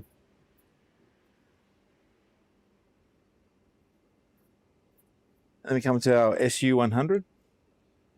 Yes, as the bad guy in the Tiger, the final boss. Yeah, Yes. Yeah. Mm-hmm. Which I got to say, I was not that familiar with the SU-100 until I watched that movie. I mean, it's such a long barrel. I'm used to the 152, which is quite a short barrel, but such a big. Well, it's an anti-tank piece, isn't it? It's high velocity. It's not the biggest caliber. 100 millimeters isn't that impressive, but you put it through that length, it's coming out fast. Then it's impressive. Yeah. So I think this is probably ex-Egyptian. Yep.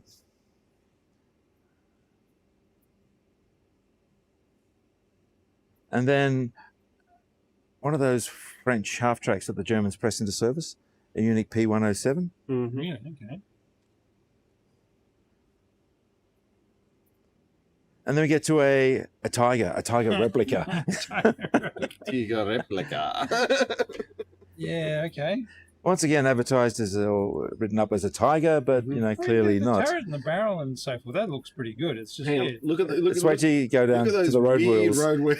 Yes. Yeah, you don't want to look at the hull of the road wheels, but the actual turret and the turret's looking good. The rest of it is seems to be missing the first third of the tank. It looks like a Doctor Who set from the 1970s, doesn't it?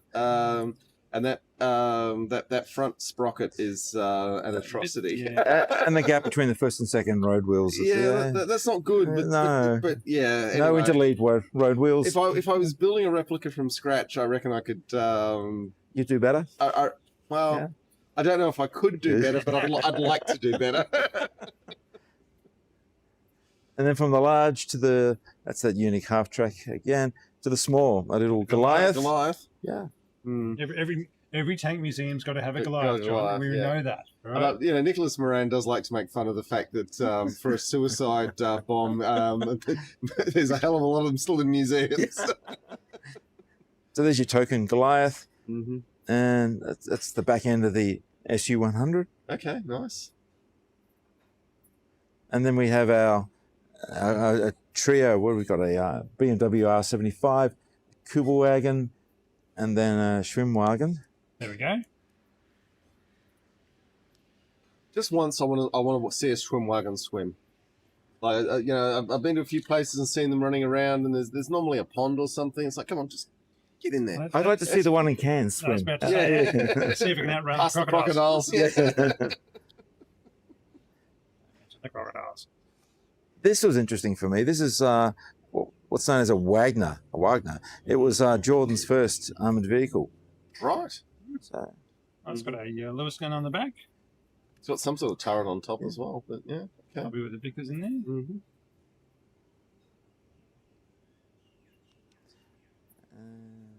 I like how they're wearing their dish dash, their headgear. Yeah. But, so we have a forward pickup with it. What's it? Also a Lewis gun. Yep.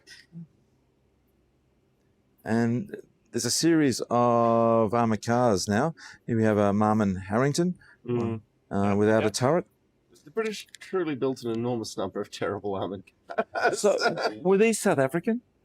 No. Designed and built? No, am I mistaken? No? I think you got South Africans coming up later on. Okay. I saw that. Anyway, this Jordan. I don't know where these Marmons things come from, but I'm assuming they're. So Jordan used these post-war to tow artillery, and they used them as troop carriers. Yeah. And here's another Marmon Harrington, Mark IV with a turret, also used by Jordan from the 40s until I think 1962, early 1960s. And just remember, they were having issues with internal populations of Palestinians, angry Palestinians, and so forth. So they were having to deal with situations. And something I hadn't heard of before, an Otter, Canadian light. Just go back recon to that car. Otter if you could, please. So what I'm seeing there is that's a V-shaped hull. I presume decades before the South Africans supposedly invented it. Interesting. Yeah, interesting. Yeah. There's Yeah. another image of the otter. That will diffuse a mind blast, I'm guessing. But anyway, yeah. And this is another Jordanian. It's a Ford CMP with a 17-pounder. And I kind of think the Porsche chassis, because Jordan used these until, I think it was the mid-1960s. And so... Well, it's a good gun. It's a good gun. You know, if it's mobile enough, then great. And it can actually Why not? take the recoil of the 17-pounder. I like how the driver's set up just like in an Archer, ready to Drive away. to Drive away. Yeah.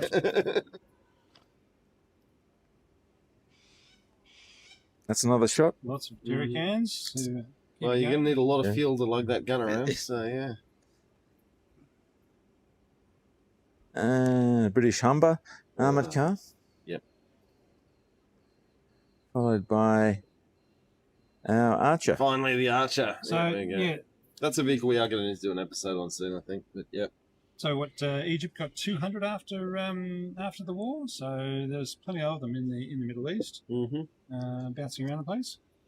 That's our Archer. So we've got our Archer, 17-pounder gun in a Valentine, Facing backwards. Facing backwards. Just a genius little bit of design by the British in that moment, being like, we want to get the 17-pounder in a self-propelled chassis, and we've got the most reliable tank chassis, certainly that the British have ever produced. I think the Valentine was actually more reliable than the Sherman. Yeah, We'll mate them together. and put it backwards so that when we're firing out of ambush, the driver's just pulling straight out of the position. It's fantastic vehicle. And next is our Charioteer. Oh, one of the worst tanks in history. Can we get the biggest gun we've got onto a tank hull? And then It's see what a happens? Cromwell chassis, isn't it? With a bigger gun on it. With a much bigger gun. Anyway, these were unloaded, shall we say, onto Jordan in the mid-1950s. Well, and the Jordan Legion, which was all British officers, and Yep.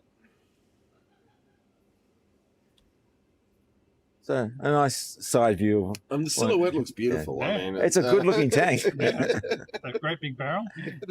There's no armor on it, but but it looks great. Looks great. And here's our Marmon Harrington, Now, and this time with a 3-point-inch howitzer. Now we've done some research in our little break there and found out that yes, it was a South African tank. They made almost 6,000 of them from 1940 to 1942. They were used by mainly South African troops, but they also by pretty much every other Commonwealth nation. And yeah, they were just used everywhere. That's a lot of production for South Africa in that That's pretty period. much- For a country like South Africa, it's impressive. Was impressive. Yeah, that's why quite astounded when I started looking it up. And as you can see, it was a Ford 4x4, and they just chucked on some armor plates and whatever else they can get on top of But it. to be able to stuff a decent sized howitzer on the top's an impressive feat in itself too. And used up until the 90s. Yeah. I bet. Yeah. South Africans never throw anything away. That's why they're still running Centurions. And our Daimler Dingo. Dingo. The Dingo. That shit's dingo.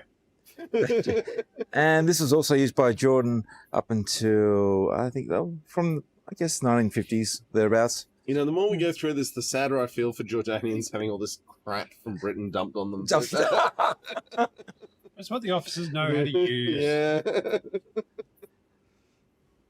And a Universal Carrier. Yep. And here we go. It should be another Marmon Harrington. Here we go. A Mark IV. Oh, look at The the gun bigger on that. turret. That's what's got that? It's a 75. It's got a big muzzle brake. there. It's a big gun. But anyway, the Jordanians used these until early 1960s. Yeah. I'm informed. Another British vehicle, the Saracen. Yep. Yep. The riot breakers in Northern Ireland. Yes, indeed. Mm-hmm. Something more familiar. The old Enfield Sherman. 75. Mm-hmm. Turning to American armour. Yep. Here we have M47 Yeah. Patton. That's a big tank, isn't it? And these replace the Charioteer Oh, okay. and the Shermans. Can you imagine the celebration in the unit when the Charioteers got wheeled away and then these things came And in? these arrived, yeah. What do you mean we've got a turret with armor on it? Yeah. Lots of armor. And it's a nice display, yeah. Yeah. And now an M48 pattern. I'm not sure the difference between the M47 and the M48 patterns as they were the described. M48s were much more reliable and better gun. They got the 90mm gun. Well, they got the muzzle brake on the end of it as well, but yeah. But the main thing is they were just much more reliable. The 46 and 47s. Did they move to diesel? They started out with petrol and then they went to diesel, but that was not until the M60 came along. But I would still say my most impressive thing with the M48s was when they opened up the factory. They started building the factory, and 12 months later they had tanks coming out of the factory in the 50s. Yeah. So that's an achievement. That's the industrial capacity of just saying, you know what, we're going to break ground in this factory and start having tanks come out within the next 12 months. Can do. And Jordan used these in the 1967 Six-Day War. So that didn't go very well for them, but anyway. Yeah, but they got a nice little backdrop. They showing them in refrained use. from the Yom Kippur because after the Six-Day War, they said, you know what, we don't want to do that again. Yeah. We want to be on the winning side from now on. Yeah, and the winning side is the side that doesn't get into the war normally. Yeah. So another US vehicle, Jordanian service. Your Duster. This is the M42 Duster. Yep, so it's an ACAC mount we're looking at. Given that it's pointing at the sky, you don't need to be a genius to know that's anti-air, but yeah. I'm impressed by these dioramas. They put some work into this, haven't they? Well, once again, with the King was a tanker with deep pockets. Yeah, I'm just saying some people got paid a lot of money to help make this put museum. This together. Yeah. Oh, when you've got a now we got a proper tank. Look at that piece of. That's a Centurion. Yeah, But, the greatest tank the British ever made, or anyone ever really. But yeah. I'm just thinking, with you, if you've got a nobility in your country, and most of them are going off to England to get their arts degrees or military education or whatever else, and they come back to Jordan and say, "Well, I'd like to do something," and you can put them to work as curating museums. Look, I think I've mentioned this in the podcast before, but I did have a girlfriend in the distant past who had. Been at boarding school and come out of the shower with a towel wrapped around herself and bumped into the King of Jordan. She didn't marry him. No. Supposedly, I'm told that the Queen of Jordan's one of the most beautiful world leaders in the world, type thing.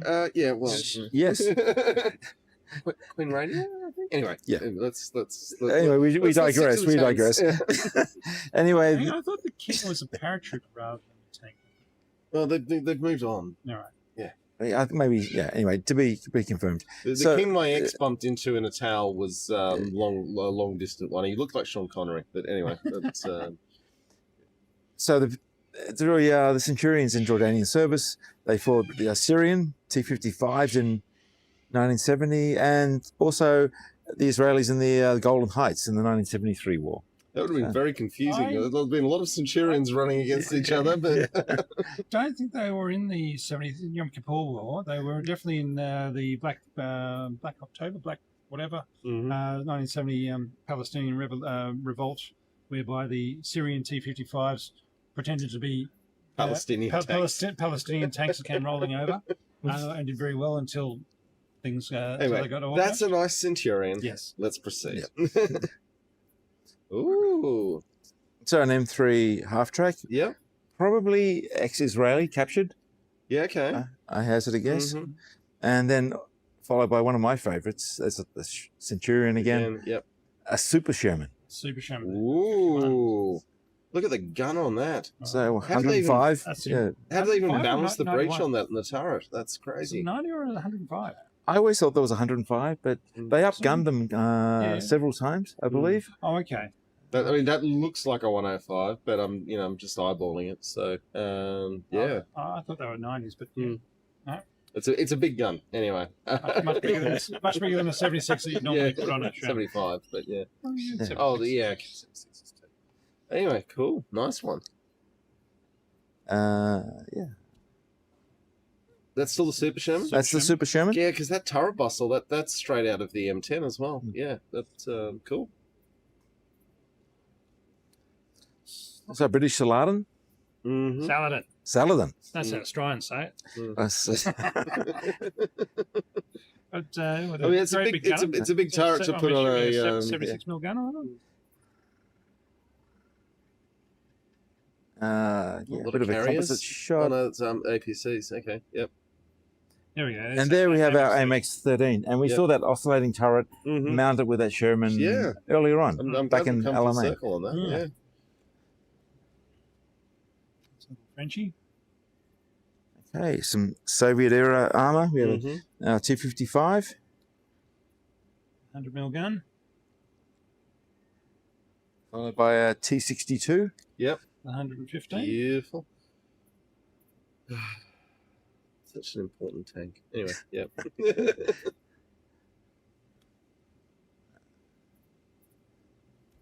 And are those swing fire missiles? No, they're Russian. Okay. That's your BRDM-2 and FIB, reconnaissance vehicle. Yeah. That's a lot of missiles for a recon mission. So there'll be some sort of Russian anti-tank missile. Yeah. Cool.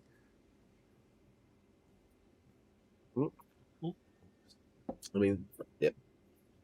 Cool. And now we come to our M60A1. Yep.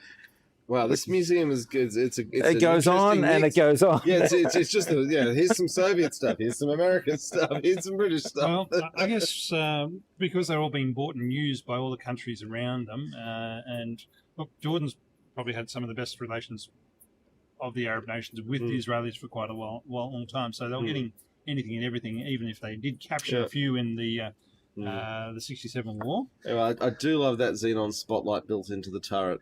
Up until they figured out that not shining huge lights across the battlefield was a good idea. Not a good idea. Yeah. So obviously the M60 was used by Egypt, Turkey, and Israel. So still in use by plenty of other places. Taiwan. They really need some better armor, don't they? I thought this was interesting. I hadn't seen one before. It's an M52 self-propelled howitzer. Yeah, right. And Jordan used these in multiple engagements against Israel. Right. And I think some 600 made, but I hadn't seen one before. Yeah. It's a short-barreled howitzer. You'd say it's probably, what, a 105? But yeah, so just put it in a turret and make it self-propelled. There you go. I mean, it's interesting that it's got serious cupolas on it and periscopes and vision blocks in there. It's so it's not just an SPG. It's obviously meant to get a little more down and dirty than that. But yeah, cool. Okay. What do we got there? That's our M48 again, or another M48. I was going to say that looks like an L7 gun, but that's our Centurion here. Yeah. So we've skipped. So there's the M48. Sorry, I was reading the notes. Yeah. Don't break the fourth wall, Rob. For the most part, they're fine, but there's a few aberrations here and there. So there's a Centurion. Yes, that's a Centurion. And that's back to our M52 self-propelled howitzer. And they've done the cutting the tank in half. Yeah, it's always impressive to see a section tank. Yeah. I mean, Bobbington's got, I think, a Centurion that they've cut in half, and everyone walks through the middle of it, which works really well. I would have liked to have been there the day they got out the gas axe and actually chopped through the things. Try to do it. That would have been a very long job. Find out whether or not there was any rounds left at the bottom of the. And here's a video. Can we? Yeah, will this work? Can we show this? Yeah.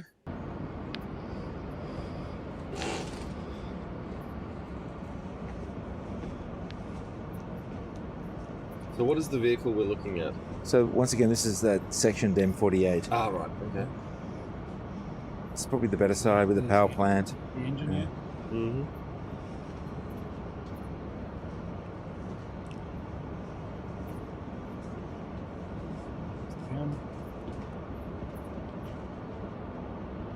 driver's position. Okay. Cool. Yeah, it is cool. It's actually, I mean, every tank museum probably should have at least one section tank because it's so important to give members of the public a sense of just how cramped they are. Just how inside. cramped. Yeah. Even though they look so big, they are very small inside.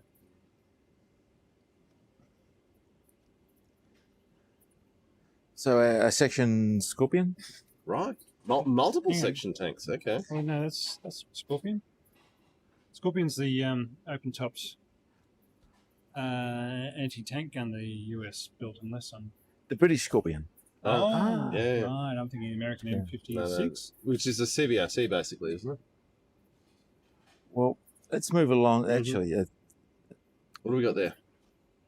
Chieftain. that's a Chieftain, Yeah, but right. in Jordanian service, it was known as the Khalid. So Chieftain Mark V. It's a bit confusing with the Pakistanis having a Khalid as well. Yeah, But, yeah. Okay. Cool. Yes, Khaled. I mean, look, whatever else you want to say about Chieftain, it had the most beautiful turret that anyone ever made. But yeah, With that helicopter. I still reckon that's a Super Cobra. But Could well be. Yeah.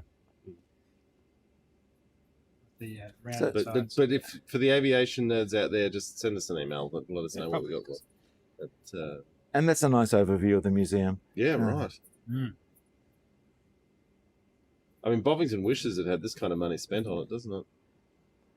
And what's some more? So there's a walkway which you can walk up to a little cafe, and these are just some shots looking down, just to give you an idea of the scale of this museum, just how large it is. The greyhounds.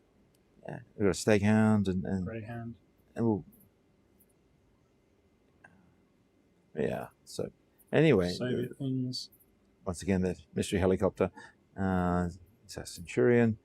Anyway, this is sort of it's an SD KFZ 221, and I thought Cairns was the only museum in the world to have one when they restored theirs recently. Right. So, As in the anti-aircraft version. as in this particular German armored car. Oh, okay. Well, there you go. There's always another one out there somewhere. So, who knew? But it's another shot. So, yeah, maybe someone can enlighten us whether that's original, whether that's. I thought they said there's the SDKFZ 221. Theirs was their anti-aircraft one was the only one that was around. But could be wrong. Anyway, it jumps in places because we come back to another Dingo. Daimler Dingo. Mm-hmm. Yeah. And I always like a Locust.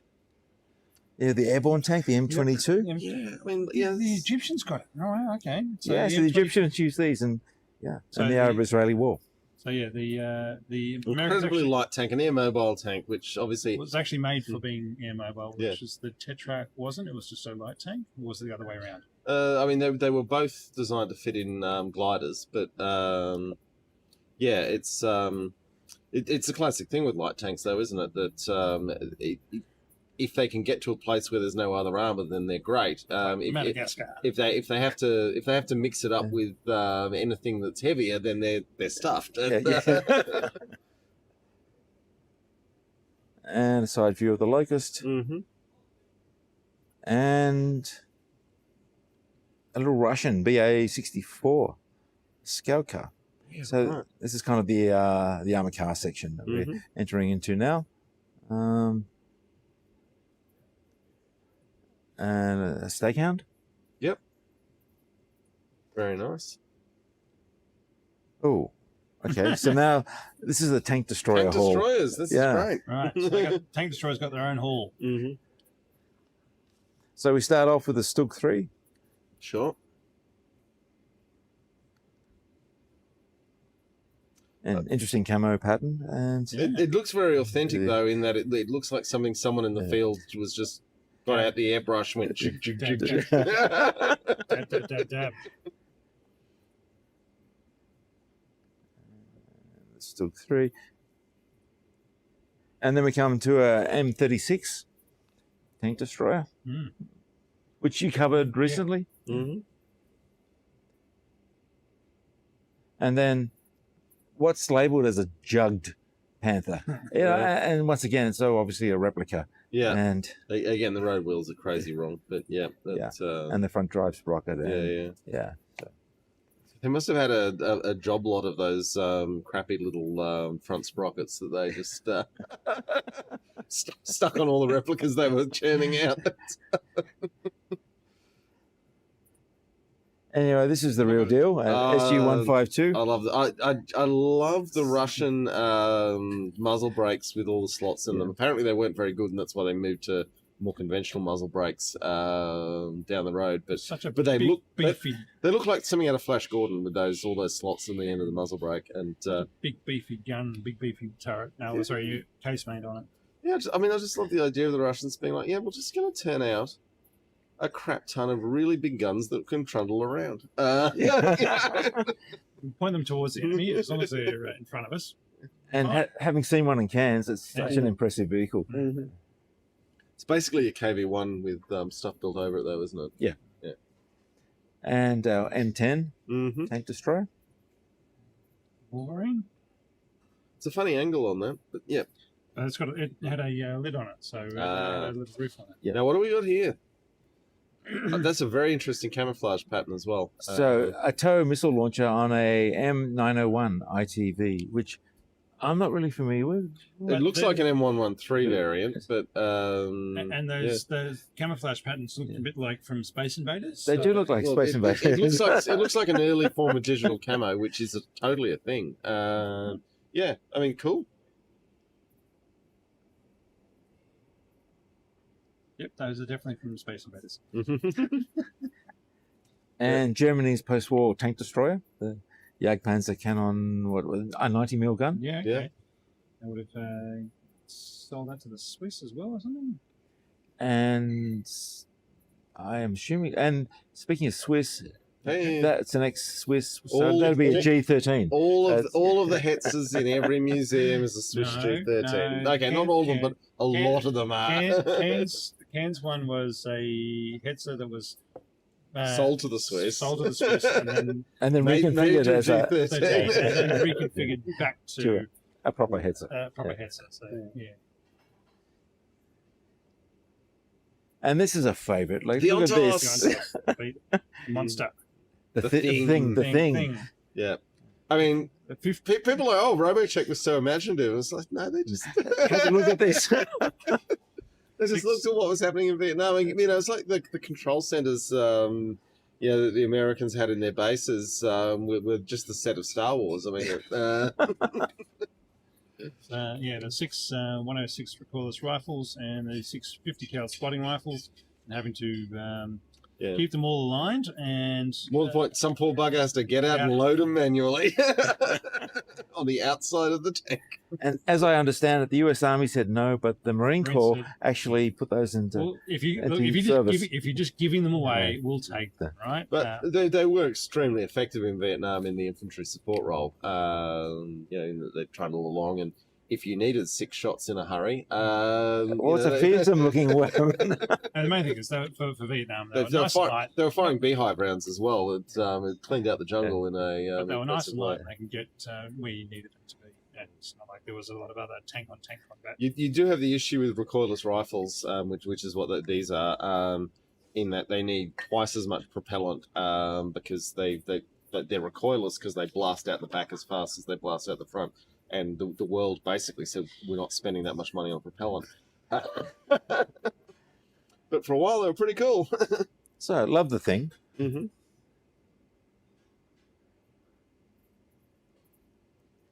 And it looks like a Chaffee, and then 24, the voting machine, as you call it. With that hexagonal front plate's really recognisable, yeah. But this is the Norwegian upgrade. Okay. An NM116. Mm-hmm. Just want to defend ourselves. We didn't call it the voting machine. Other people called it the voting machine.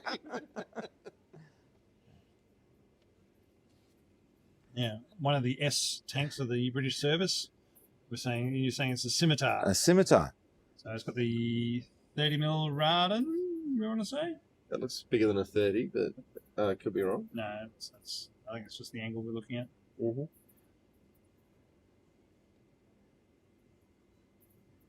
and a German Schützenpanzer. Oh. So what is this? Because it looks like it's an APC with a moderately big gun on it, but As I understand it, it was a French vehicle that the Germans modified as a recon vehicle. Yeah. yeah, right. So Mm-hmm. precursor to the Weasel, maybe? Yeah, and Because it looks very it's heading much, in that direction. because the turret and the size of the gun Mm-hmm. makes it look like a lot like a Weasel. It's just the hull is 3 times as big as a Weasel. Mm. Cool. And some Soviet vehicles. Yeah, terrible BMP death traps. 1. Yeah. Jordan, along with a whole host of other countries. Mm. I like how they used. went with the Space Invaders camo and a log, which is always a nice piece of Russian But technology. They painted the log. The log is painted to match, which is great. It is, yeah. I'd love to see how the paint on the log holds up to actually being used as the log to pull under the tracks to get it out. Yeah. And the amphib, the PT-76. One of my favourite tanks. Yep. Great vehicle. What do we got there? Another split in half. Another section tank. Wow, they've really had the gas axe out, haven't they? Haven't they? They're just chopping things all over the place. That looks like the M48 in section. Mm. I'm impressed. I'm interested that they didn't want to Turrets go. on turrets. They were not willing to go through the mantlet, but yeah, that's really cool. And the what we now think of as a remote weapon system up the top, obviously it wasn't a fully remote one, but yeah, That's cool. mm-hmm. And this is a vehicle that has no ID in the museum. So one is left to ponder. It's from a Zionist entity that is not recognised formally by Jordan. What was it's macabre. Yeah. I'm assuming it's macabre. What, Yes. 2 or 3? 2 or 3. Mm. And then this is the Cold War hall, and very poorly lit. So I apologise for the quality of the photograph. But you can still see the ERA on the T-64. On the T-64.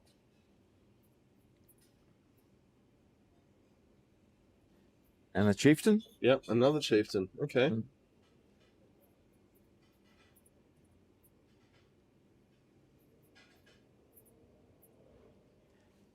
And just to break it up, there's some spy material.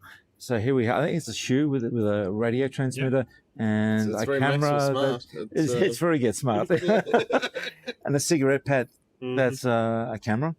And just to sort of bring to life the Cold War Walking espionage. around on a shoe that if anyone looked at would get you the killed. lipstick was microphone, probably. Yes. There you go. Mm-hmm. And then back to tanks and what, a T-54. Yep.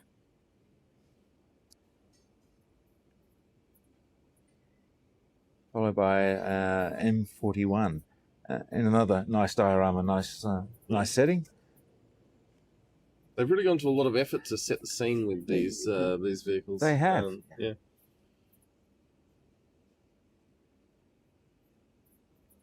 Some history PhD has just had the score of a lifetime helping set this thing up. Yep. But yeah. Here you have an unlimited budget. Just go forth and and here's a M48. Mm-hmm. And followed by a Soviet IS-3. Also, always an impressive vehicle. Very nice. Yeah, with the beaky hull. Mm-hmm. I think they called it a pike hull, but yeah. Anyway, it's, Beaky. yeah. Yes, it is a pike I mean, it wasn't a great tank, but my lord, it was impressive. hull. Scared the West. And the British chariot, the Conqueror. Yeah, Oh, right. That's a wow. That is a rare beast. Okay. The first 120, was it? Yeah, but also, you know, this whole thing, being terrified of the Russian heavies, even when the Russians said, no, heavies are stupid. We're just going to build medium tanks in future, and that whole last generation of stupidly large Western tanks trying to chase Phantoms. But yeah, beautiful running lines. Okay, what do we got there? Another photo of the charioteer. Okay. different You angle. mean But Conqueror? the Conqueror, I beg Yeah, your yeah. pardon. Yeah, Mhm. but yeah, once again, such an impressive vehicle. Mm-hmm. And then we come into another hall. This is the MBT Wow, hall. this So is- we've left the Cold War behind, Yep. and Where are we now?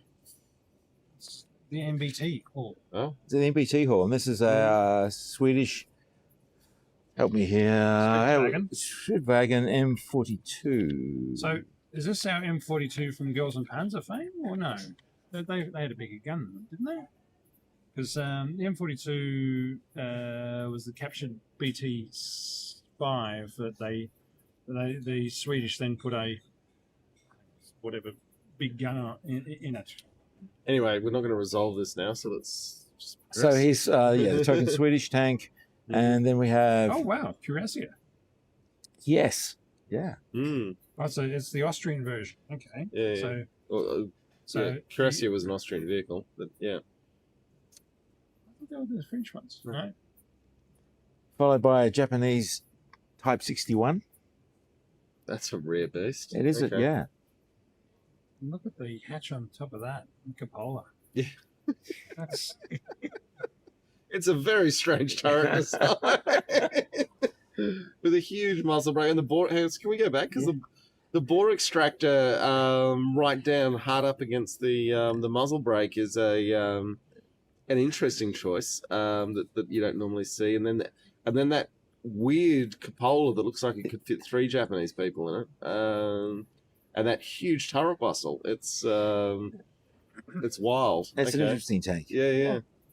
I'm sure every part of it had some reason for, but yeah. And a Russian T-72, Mm-hmm. yeah. which you rode in last year. T-72, and I've got inside word Laser Pig's about to eviscerate the T-72. It's causing panic in certain circles. It's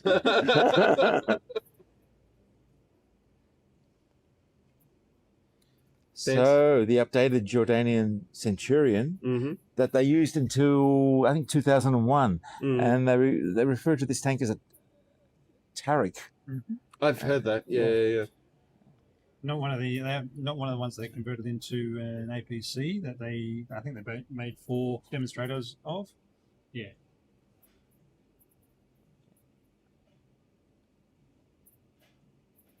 And the American M60. Mm-hmm. Boy, yeah. And then the Italians are on the scene with a Centauro. Centauro. That doesn't look like it has the 120. Looks like just the 105. Look at the muzzle brake on that, though. It's like a beehive. I would love to see that firing. That would be everything going everywhere. Yep. So the Jordanians have been using these since 2020. So. Okay. Goodness, what is that? So this is a Swiss tank destroyer. Right, and it's not a G13 / Hetzer. It's a Mawag Pirat. Excuse my pronunciation, but Right. yeah, I hadn't seen one of those before. No, That's with that was a new to 90 me. mil gun. It's a funny little thing, isn't it? Again, a weird muzzle brake. They must have a thing for that. This is one of their challenges. Known as the Al Hussein in Jordanian service. Mm-hmm. Cool. And back to our Designed entities, yes, unnamed vehicle. All right. indeed. And our Leopard 1. It's a funny looking Leopard 1, isn't it? What's going on there? Anyway, yeah, lovely tank.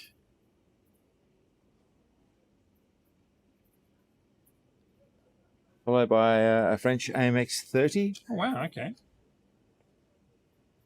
They really do have a wide selection of pretty much everything, don't they? Oh, the MBT Hall. It's another impressive hall. And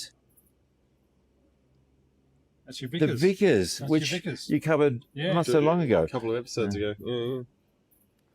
For those who want the Challenger, you bought a Vickers. Oh, Centurion. And Centurion, the Mark 1 with the, 20 pounder? 17 pounder? 17 pounder in the Oh, Mark okay, 1. Yeah. and a Brazilian armored car, a Cascavel? Cascavel armored car. Yeah, Cascavel. Yeah. Cascavel. Cascavel. Portuguese. Oh, yeah. And something we saw up in Cairns last year. It's the Panhard. Yeah, the Panhard. Mm.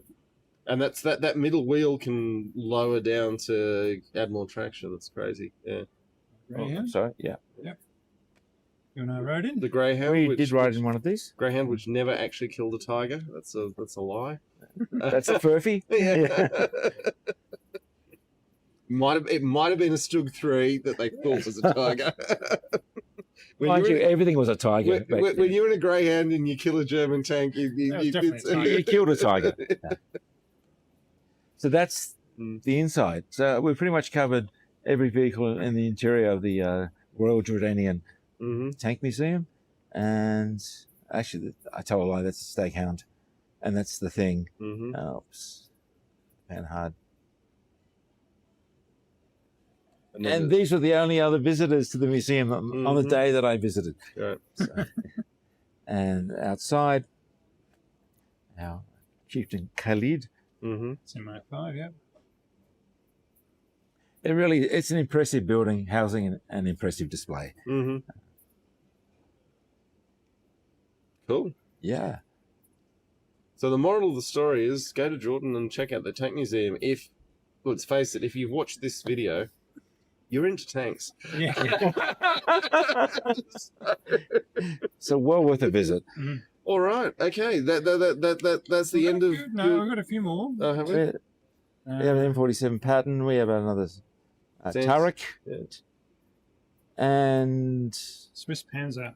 No, hang on, that's Patton. Patton. And then that's a Panzer. Swiss Panzer 62. Here we go. Here's the Swiss Panzer 61. 61. Even though it's got American cut. No, that's got to be a. No, that is the M60, isn't it? That's the Swiss. That's got to be a pattern. That's got to be some sort of pattern with the Xenon light. Yeah.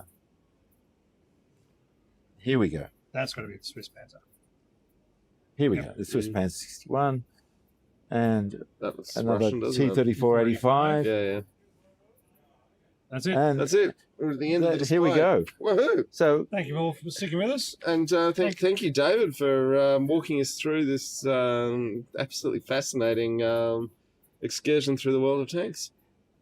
It's an amazing museum, and actually the beers we're drinking are also not too shabby either. And it's an amazing sight to be drinking in the old Canberra Inn, which is such a great pub. Yes. And so, all things considered, it's actually pretty good. And should you find yourself in Jordan, do drop in. Or if you're in Canberra, old Canberra Inn. But old Canberra Inn. All right. Thanks all. Thank you, folks.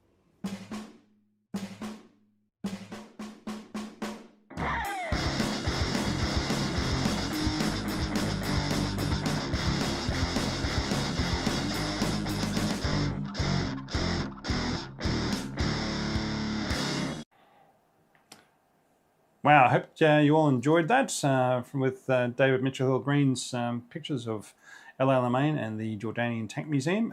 Yes, we got a lot of things wrong. That's part of the journey. Look, I like to study things rather than know things. It's a big difference. I got a lot of things wrong, didn't I, boys and girls? Yeah, we all did. But it was a huge collection, and you could view it as engagement bait. We're going to get a lot of comments when he doesn't know his M60 from his chieftain. Yes, this is true. Yeah. Anyway, I want to. We didn't know how that enormously long piece would go down, but we've got a huge number of people who've stayed watching. So thanks everyone who's done that. Those on the audio version, go find a version of it on YouTube and have a watch. Yeah, we figured that if you're watching us, then you're probably going to enjoy an hour of pictures of tanks. So and us getting things so wrong. Now you had to say something about the tracks.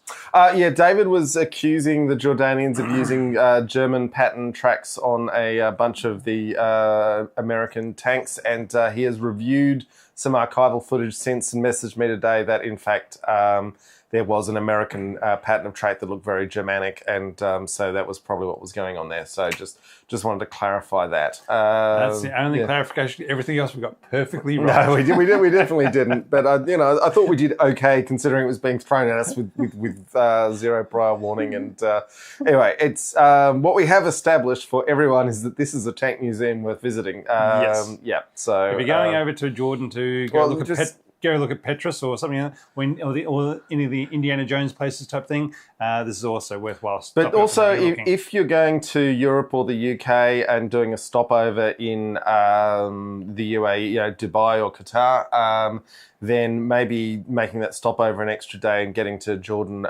looks like it might be a really smart thing to do.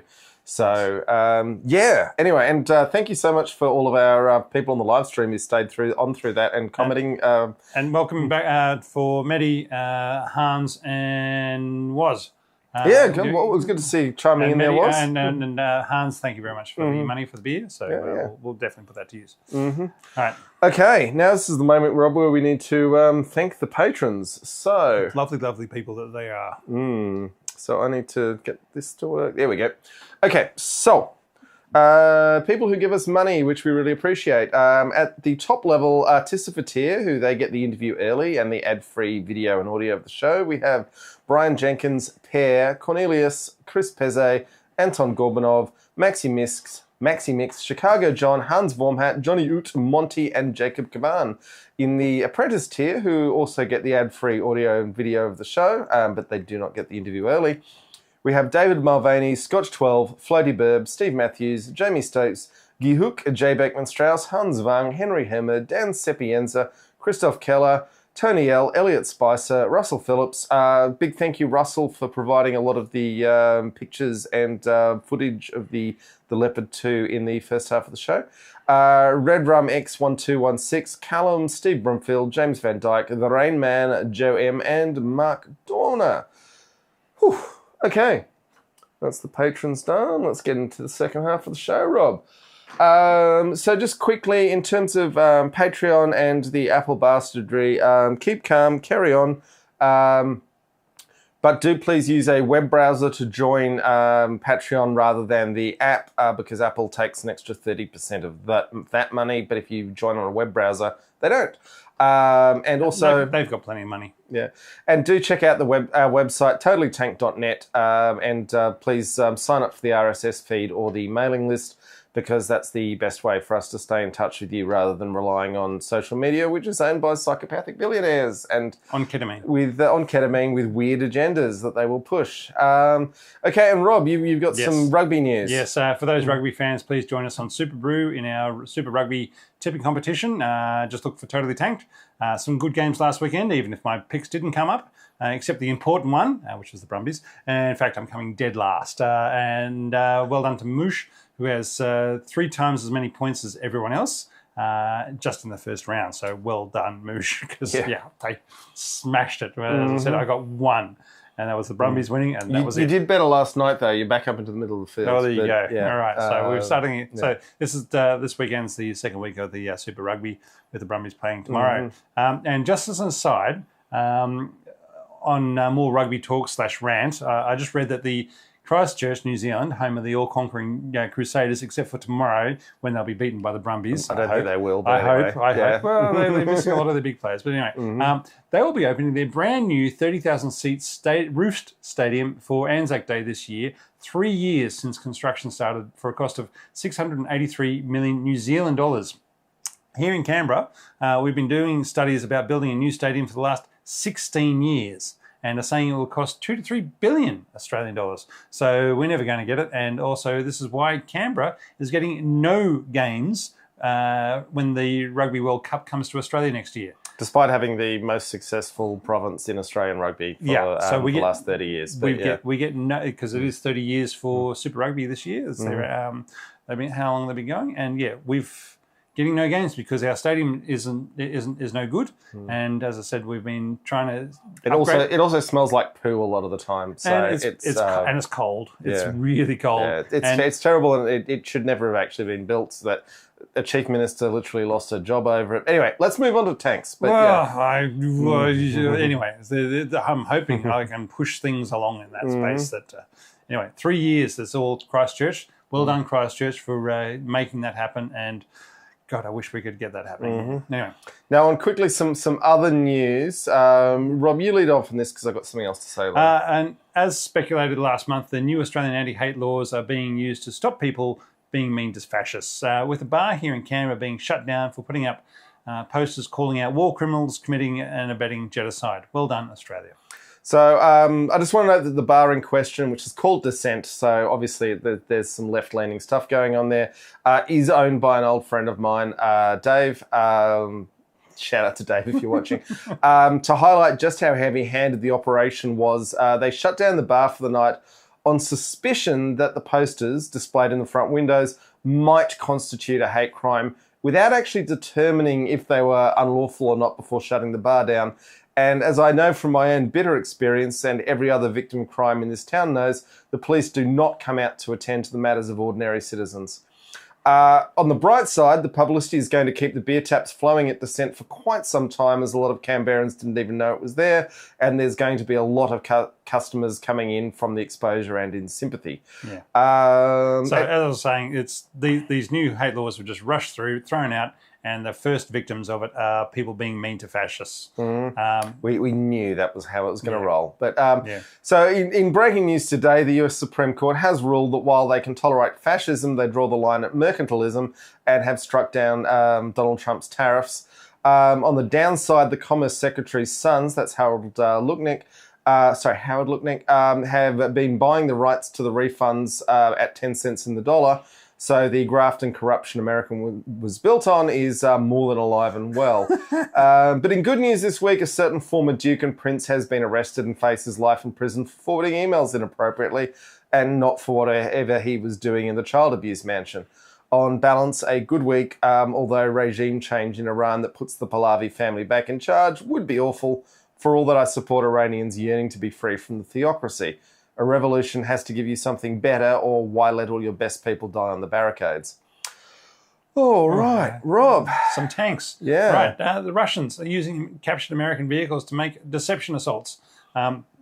Basically, they're getting some vehicles that they've captured from the Ukrainians, loading them up with Russians, waiting for the fog to come down, and then racing them towards the Ukrainian trenches, and basically saying, "Well, look at us. We're not Russian tanks. We're American vehicles, so M113s, Bradleys, and something else." Yeah, but anyway, I mean, in the Battle of the Bulge, they tried to make German tanks look like Americans and had some success, and certainly it seemed to work for the Russians in that moment. But obviously, you can only pull that sort of trick a couple of times. Mm-hmm. In possibly bigger news, the Iron Fist system, which is Israel's other active protection system, has demonstrated it can intercept drones.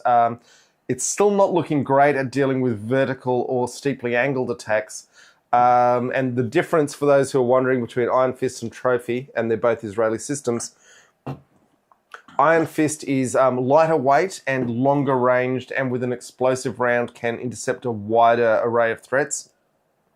In particular, it can knock out a discarding sabot round. But it's certainly a very interesting development. It does seem the American point of view on these systems is that the anti-drone is going to be the remote weapon station, possibly being upgunned a bit so it can have an explosive round is going to be what they're going to try and use for these things. And then you need the all-round radar and being able to get things that are dropping from above. Now, Rob, before we go any further, we need to get to the beer review. So we need to finish the beers we've got. Let's throw these down.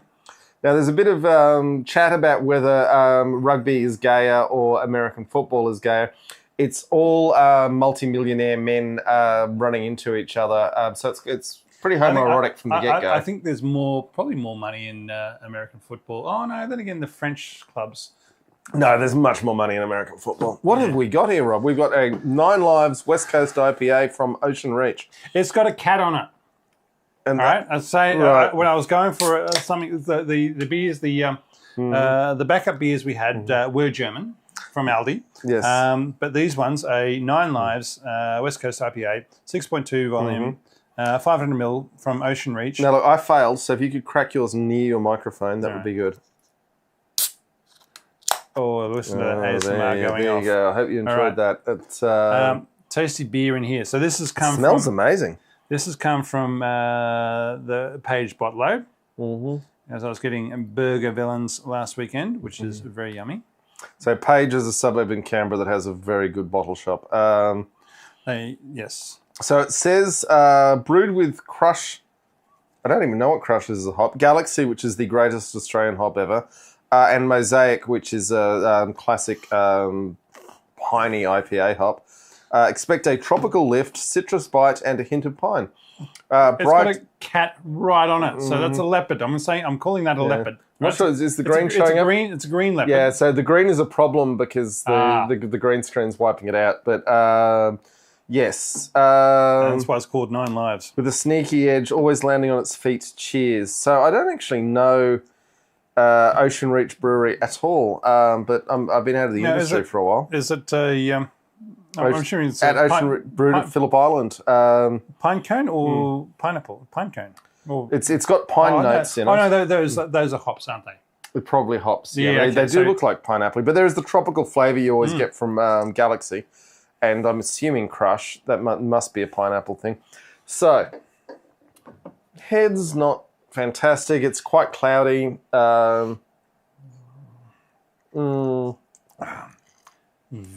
Very fruity. Yeah, I mean, it is a tropical. It's a tropical and fruity beer, but with some piney notes. It as a 6.2% tall boy IPA. I would recommend. I really like it. I would happily walk into a bar and order one of those. That. There you go. That might be the best beer we've had in Celebrating 9 months. years. There you go. All right, well, that's why it's called 9 Lives, to celebrate the 9 years. Yeah. But as I said, it's got a cat on it. I'm saying it's a leopard. Okay, all right. The cat's a leopard. And congratulations. It's a leopard to a 9.